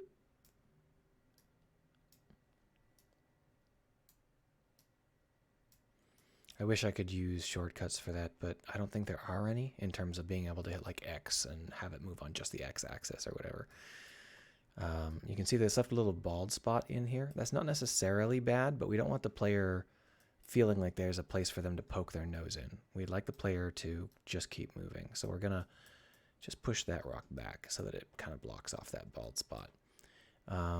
This rock here is floating, so we're going to just push it into that bald spot.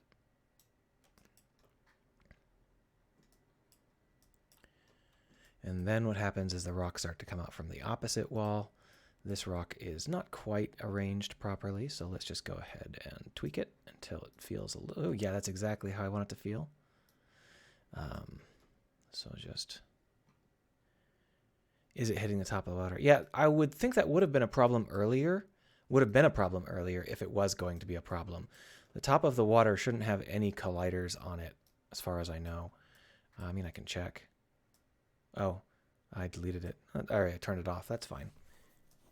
So now when we're getting back into here, what I really want to get is a feeling of claustrophobia, like the rocks are coming overhead. So obviously we're going to want to move the rocks so that they overhang by a considerable margin.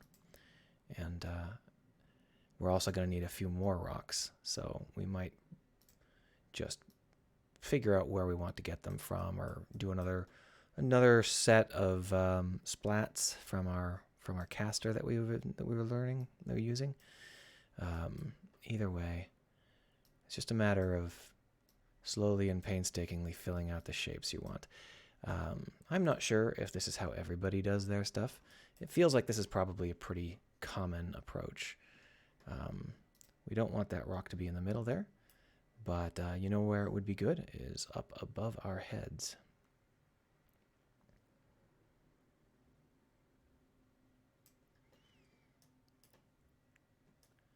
And I think I want more rock here.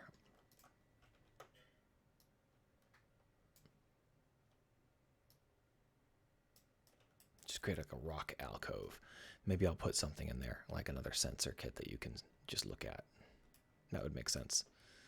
So if we were to make a rock alcove here, we just want to make sure that it feels properly alcovey. There we go. And then this kit here, this stop rope, I guess these are all in the same bundle. They're not separated by room.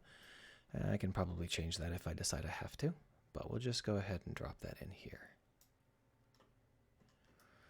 So what that does is it leads over to a separator, a splitter, where we're going to get several different kinds of rope, which are going to have, one of them is going to go off into that little alcove, and the other one's going to go straight. It's going to be pretty basic.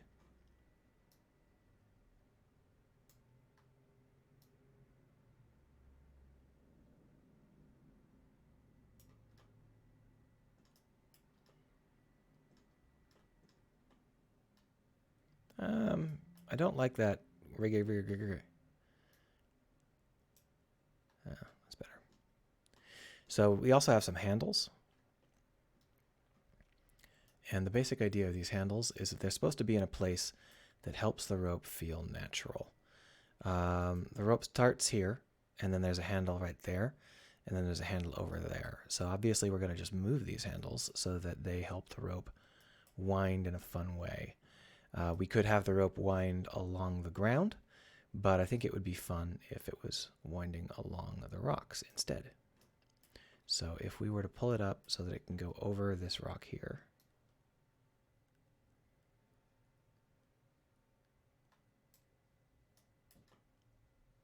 the rock really doesn't have that much mass is the problem.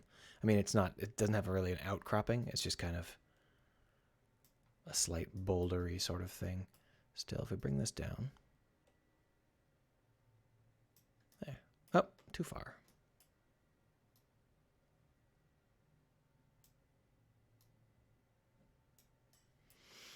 Now this handle is the real problem because it's really in the middle of nowhere.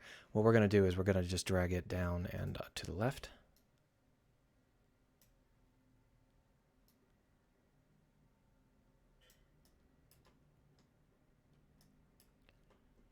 I don't know why you've got some hiccups happening there, but... Oop, too far. What's with these? I don't know what's with these. Why are they like that?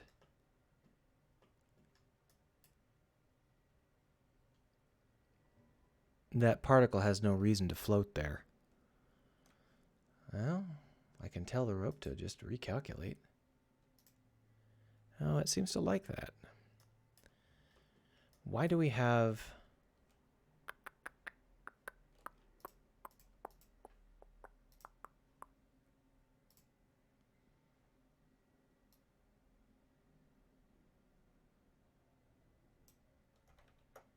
No, I don't really know what's going on here. What I might do is just replace this rope with a different rope and start again. Because it's been here for a long time, it may not even be a proper prefab. It might just be the original half-assed one I put together for test purposes. So we'll go ahead and just grab the rope C and drop it in right here and delete this rope C. So the rope C we've got now is pointing the wrong way, but that's not a big deal. We can simply flip it over. Can't see the axes. There's too much writing. It should just be the y-axis, right? Yeah, so that's going to be 180. There we go. And then we move it so they're not grossly overlapped.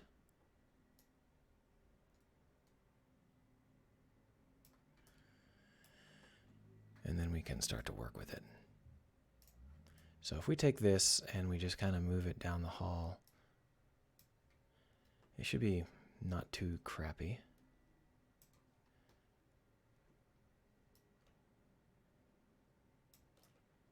And no weird spikes. I don't know what those were about. Thank you for keeping on going. I stopped 10 minutes ago. There we are.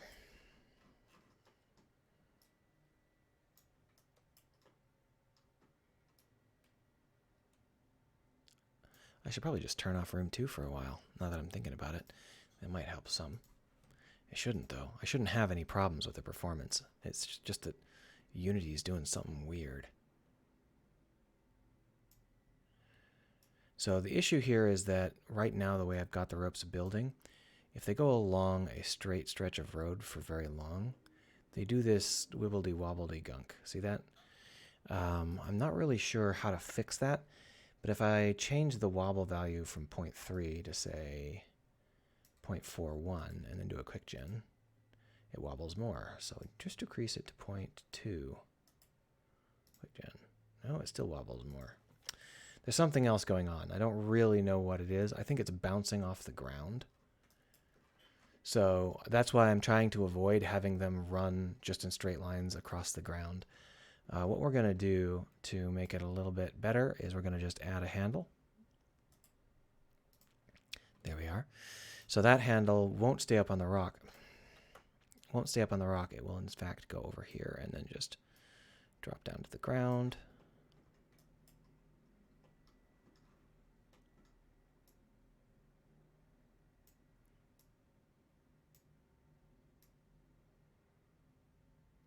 Need to make sure it goes up over this hill.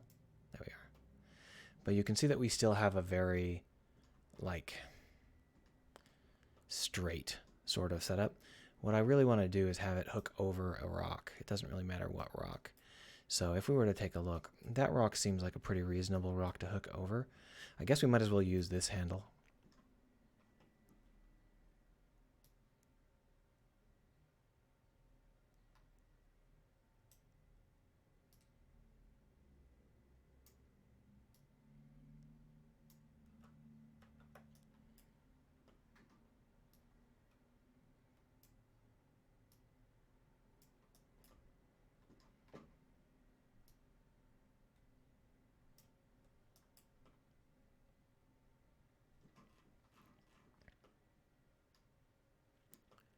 Oh, I did. I made room 2 go away, so all of the rocks that are over there are gone now.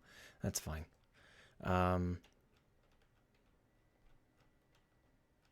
This is really just bad. Let's go ahead and add some more rocks. Room 3, rocks, entry tunnel, mesh sprayer. So if we come on over here and we add just another set of rocks right there, we should probably have enough rocks.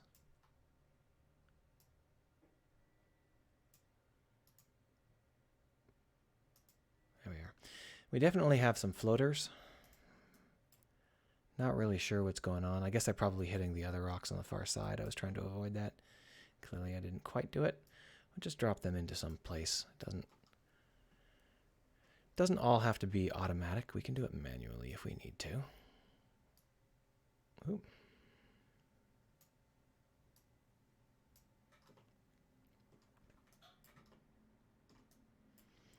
And I want to continue the idea that these rocks are getting overhead. We're going to have to do more of it later on, but for now, we'll just roll these up against the wall.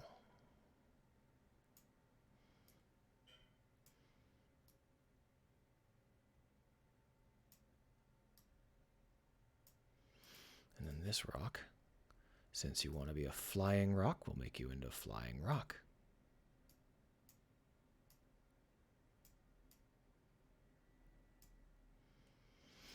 Basically, I want to move it way further this direction. There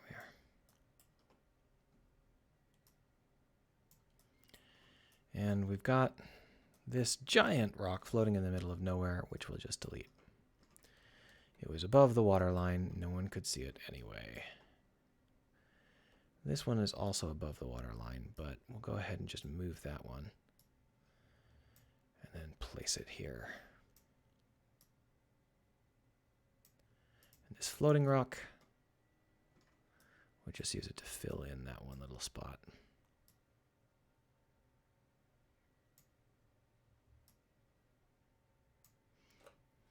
Now you can see that this rope goes straight through a rock. What a shame. You know what we're going to have to do is create a handle. Now what I don't understand is why the rope seems to think that there is a collision there. What's with this hallway and creating collisions that don't make sense? Because that's obviously not a collision. Well, we'll go ahead and try it anyway. Create collision handles. I think it created 2 collision handles, which is fine. So this one is not quite right, but I guess we can just use it to get a better angle of attack. Yeah, like from this side here. And with a better angle of attack, We can then adjust that handle up here so it feels a little more natural.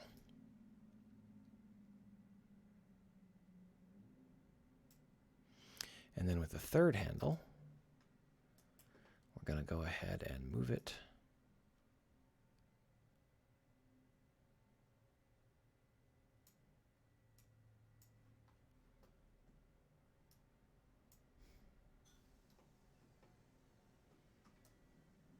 Where is the rope going? Oh, the stop is right there. I was like, what the heck is going on? I just didn't realize I'd put quite so much mass on the left side of the hall there. Let's go ahead and do that. Let's see how it looks. Oh, it's hitting the fog filter. You're right, Monk of Time. That's exactly what it's doing. Oh, that makes sense. All right. Obviously, what I should do is have a separate layer for the fog filter, but I can't really be bothered too much at the moment. Maybe I'll do it later. So this is a little bit awkward because there's no rocks being visible here. This area is actually covered in rocks. Here is where the room we're working on starts.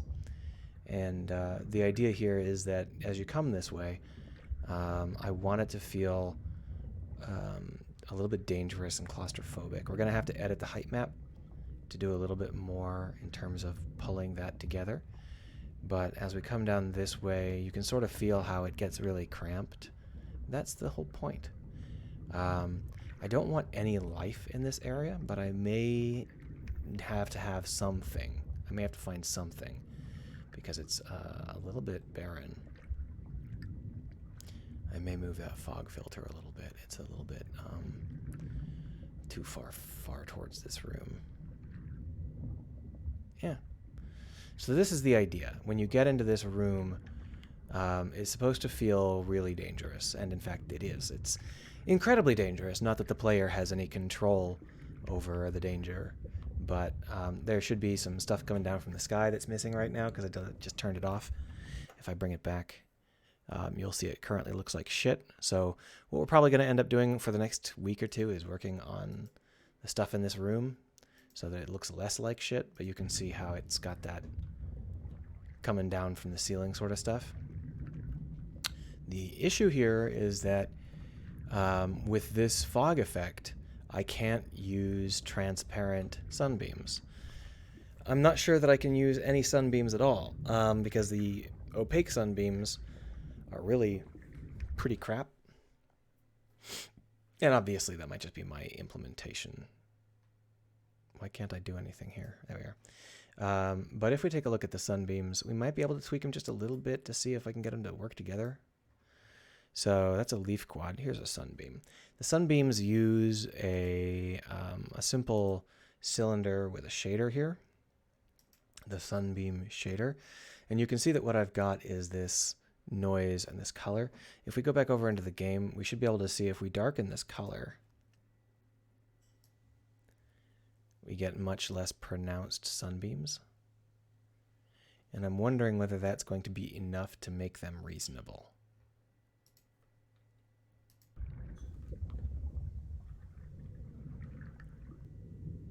You know, that might be enough, at least for the moment.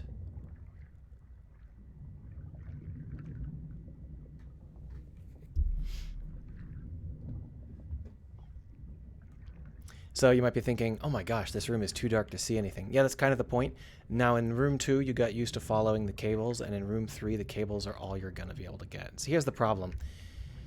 The sunbeams having a dark, opaque element means that they actually will darken anything that they're in front of if it's like a rock. I don't know if you can see that on Twitch, but the sunbeam looks bright in the black water, and then down here it looks dark because it's darker than the surface of the rock. So I don't know if this approach is going to work. I need to find some other way to do sunbeams that doesn't suck. Transparency is the issue here. So let's go ahead and try some transparency stuff. Just test to see whether or not we can do transparencies in the dark. For now, let's do a little bit of work moving some of our stuff around. We've got these 2 fog setters. And basically, I want both of these fog setters. I want to move this one a little closer. There. That's fine. And then what we're going to want to do is create a particle effect in the darkness. Remove the player so they don't have to walk quite so far. And then over here, we're gonna try and create a sunbeam out of just random particle effects and see whether or not that seems viable. We'll just do it as a separate thing for now. We'll come back to it. So here's our particle system. It's in exactly the place we want it.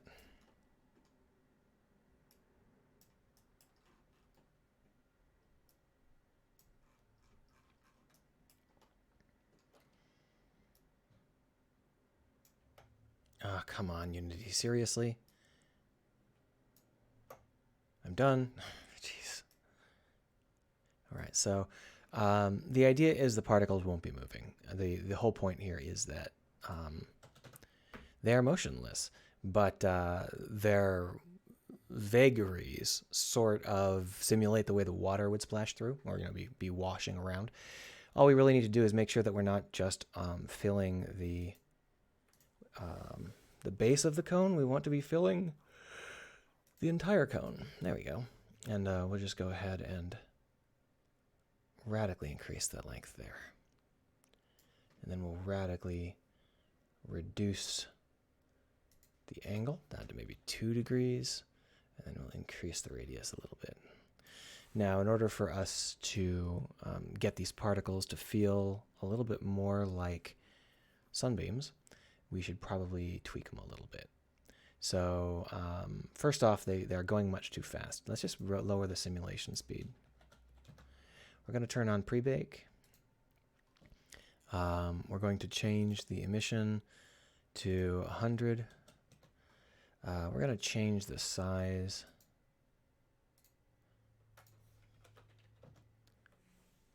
Let's change the color.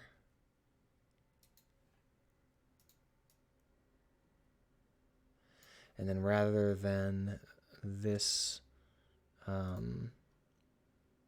multiply mode, we're going to need one that isn't multiply mode. So we are going to have to create a new particle material. Create new material. Classic sun particle. We'll work on exactly what that means. So we'll just drop this into the renderer.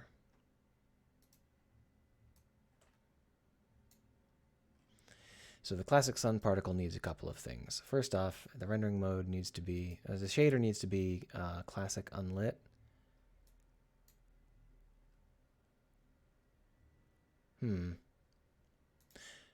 There's new ones here. This is new, but I don't believe these shaders actually work.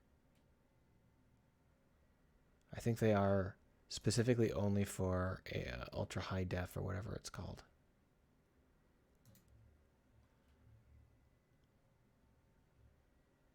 I didn't build this, did I? These are actually from them. So you can see what's going on here is we're getting just total garbage. See that?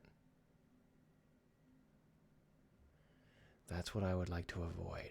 I just don't know how.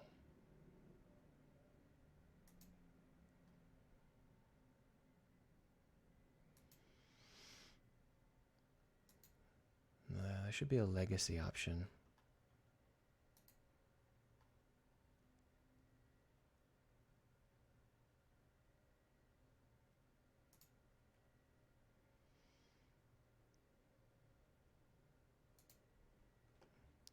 So the question is, if I do a legacy shader, is that going to screw up the fog? Couldn't you do something like the floating particles in room 1-2, but extremely limited scope, more particles? So those floating particles are unlit, that's true, but the reason they work is because they are very close to completely opaque. The instant that something becomes slightly transparent, it screws up everything. But I could create a sunbeam that was just like glittering particles That is an interesting idea. I will try that if this doesn't work. And by all accounts, it appears that this has not worked. I don't see any sign of it. Maybe I'm looking at a rock. Sorry, I'm not used to the new layout for this room yet. There it is. So it should be right over there. There it is. See it? It's that glitched out fragment floating in space like a knife. That's what happens. What's actually going on there is it's shading a rock. It's just nonsense. I just don't understand how to make this work.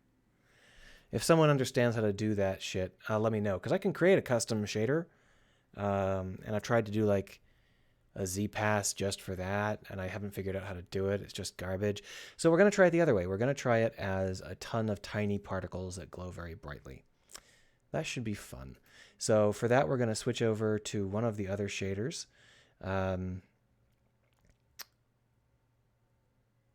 We want to have... let's try the seagrass. Why not? I don't actually know whether or not that makes any sense. We'll find out. And we'll just pick the default particle.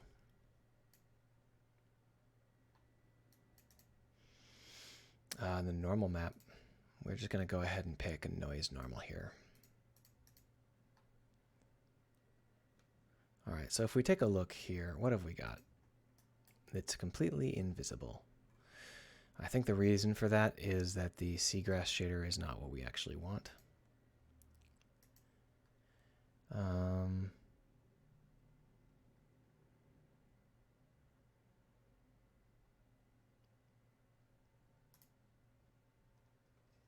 I actually don't know whether I've got a shader that's viable for this. We can just go with a default shader.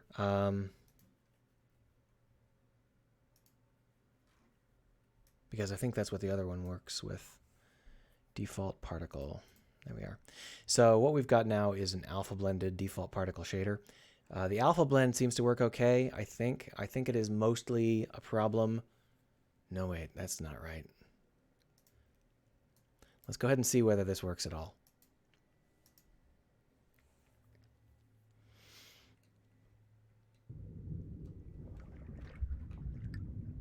I should probably just move myself into that room. But then the fog won't trigger, and I need the fog to be black in order for me to be able to do this. I'll put a light in this alcove. That should be fun.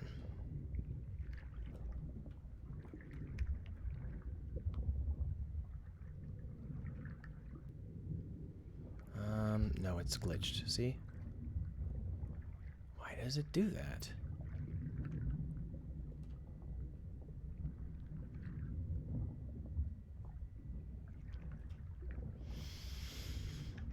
Let me take a look at the particles that are following us around and see what those actually have as their shader.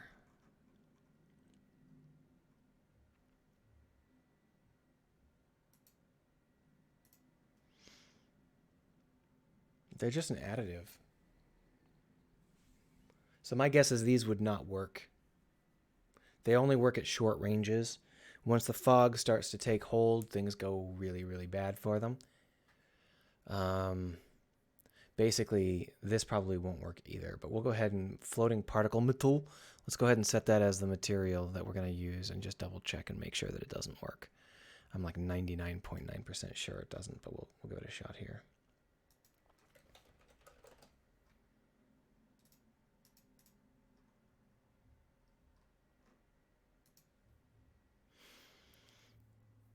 So those floating particles only work when you can see the ground, is basically what's going on here.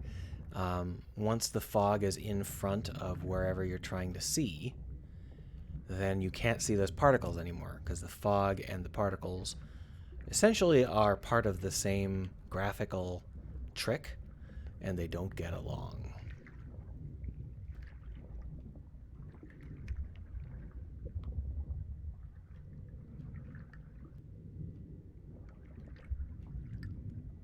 It doesn't look hopeful, does it? Yeah, it's still the same error. Oh no, is it? It's definitely the same error, but there's definitely something a little bit different about it. Oh. Oh, it's the sunbeam. It thinks the sunbeam is opaque, so it's also highlighting the sunbeam.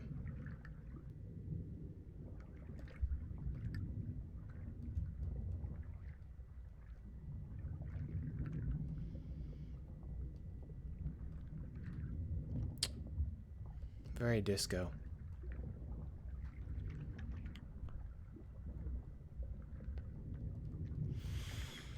No, I'm gonna have to find some way to do it. Maybe I can go with just completely opaque. Let's try it with a completely opaque setup.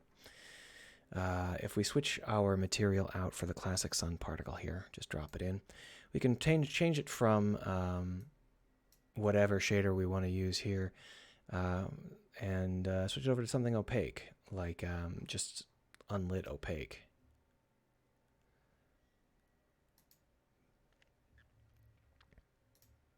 And you can see we've got these black boxes. We'll just drop the particle size right down and radically increase the number of particles.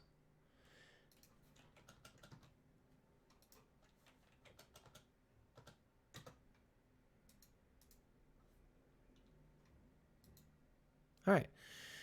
Obviously, that's ridiculously overdone, but I did that on purpose. Let's take a look and see whether or not we can even friggin' see them. I also need to put in like a developer hotkey that gives me back my energy because quite a slow swimmer if we cover these kinds of distances. Alright, so as we come out here, I better fucking be able to see it. It should be completely opaque.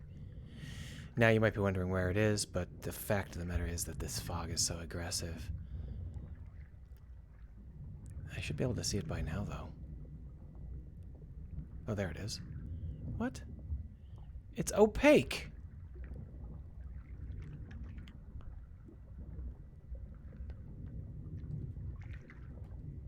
It's just opaque. Oh, is this a problem with not the shader, but the fact that it's a billboard? Hold on. Let's take a couple more experiments here.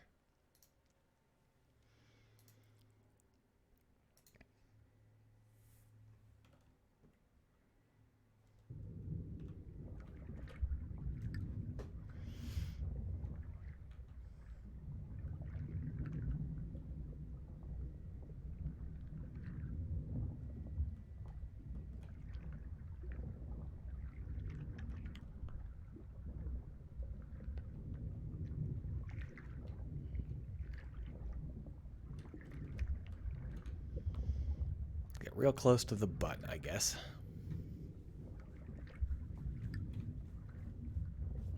No, I still can't see it. It's still doing the same thing even though it's a mesh now. This doesn't make any sense, though. So if we take a look here, is it because it's aligned with the view? Let's switch it over to being aligned with something else. World.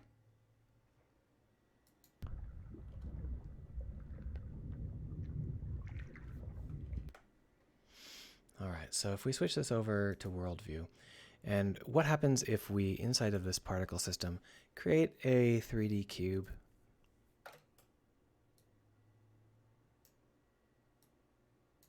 And just put it there? Because the 3D cube is using a opaque shader. Is it because it's unlit?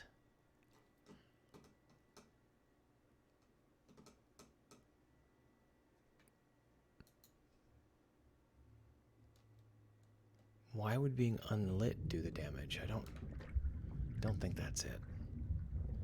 But I'm so far from being a shader expert that I can't really say one way or the other.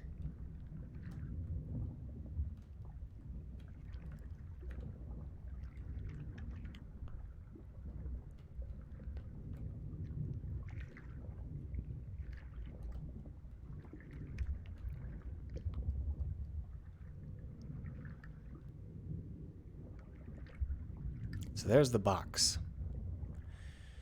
for some reason, the dots are displaying on top of the box.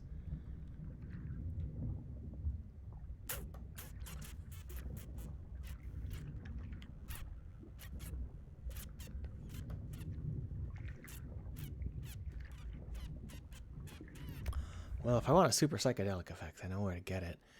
But this is not working. There's something just terribly wrong here. Let's switch this out for standard shader. Just plain old standard shader. I think I know what it might be. I think it might be the fact that it's a particle system, which might sound like duh, but no. There are standard. There it is. There are some specifics about how particle systems work. They don't have, each particle does not understand where it is. There's no sense of a particle's center. There's just a world coordinate for everything.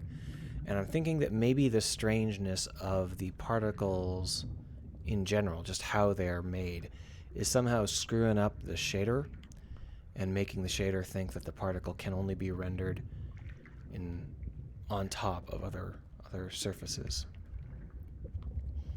But it could also be the fog. I think it's probably both. The fog renders anywhere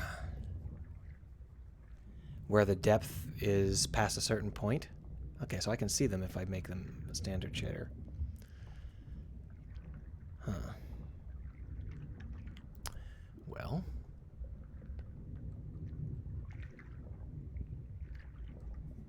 It looks just like a sunbeam, don't you think? Look like flan.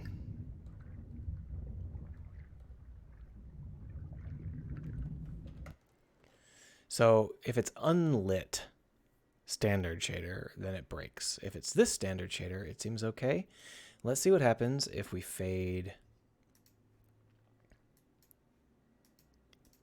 So now that it's a fade style standard shader, let's find out.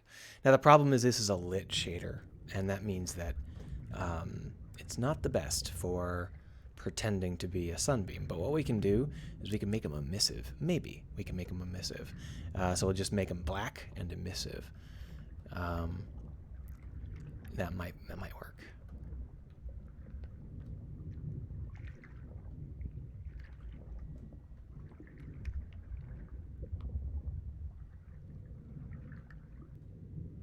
No, as soon as we make them transparent, it errors out.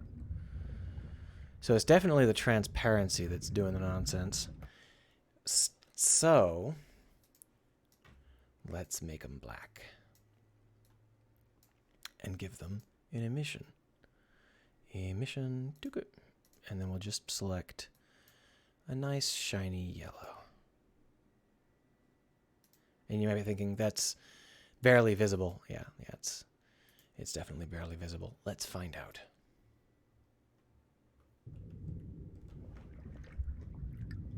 This kind of testing is one of those things where you're like, there's obviously some way to actually do it. There's obviously some setup that wouldn't suck, but we don't know it. I don't know it. If you know it, then why aren't you chiming in? So if we pop on over here.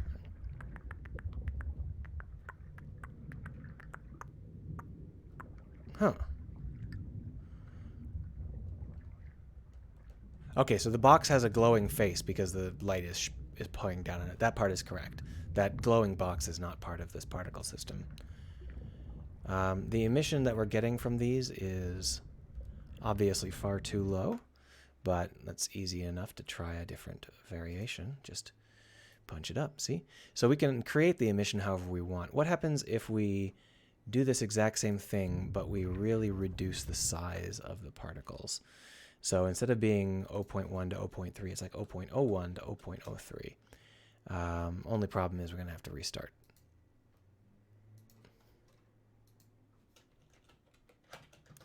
So if I were to move the player a little bit, I'd like to get, so I don't have to do it quite such a delay.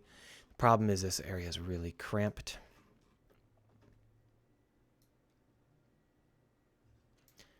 And if I were to look, am I under the beach? No, I'm not. So that should be okay.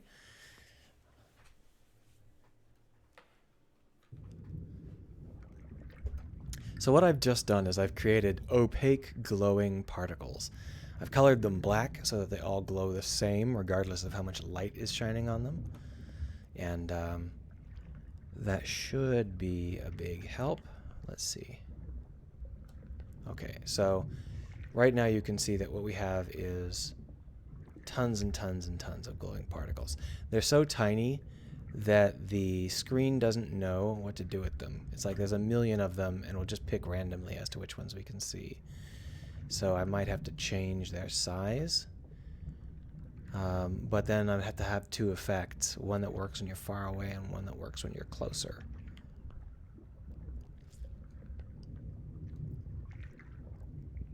This effect in itself isn't terrible. Let's go ahead and add some noise and some other details. I think we can switch it back from being where it is.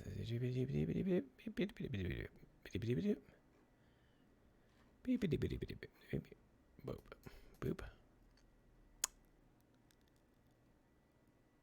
Boop. Let's delete this cube. Don't need it anymore. The particle system here,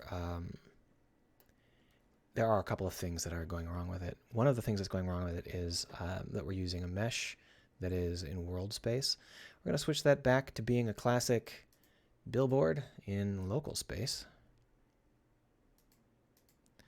That should help with the sparkles. We'll find out.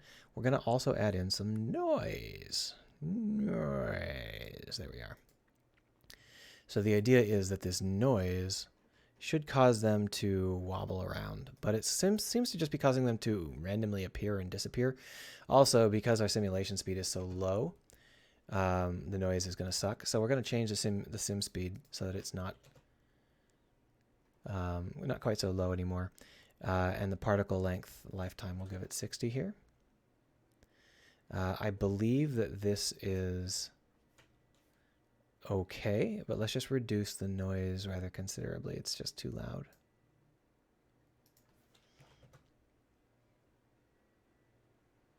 That's better.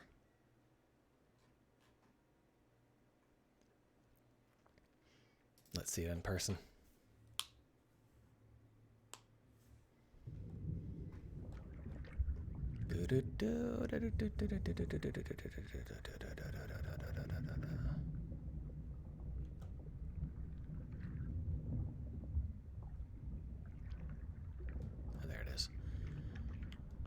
So it did reduce the amount of sparkling, but there's still too much sparkling. We're probably going to have an LOD system.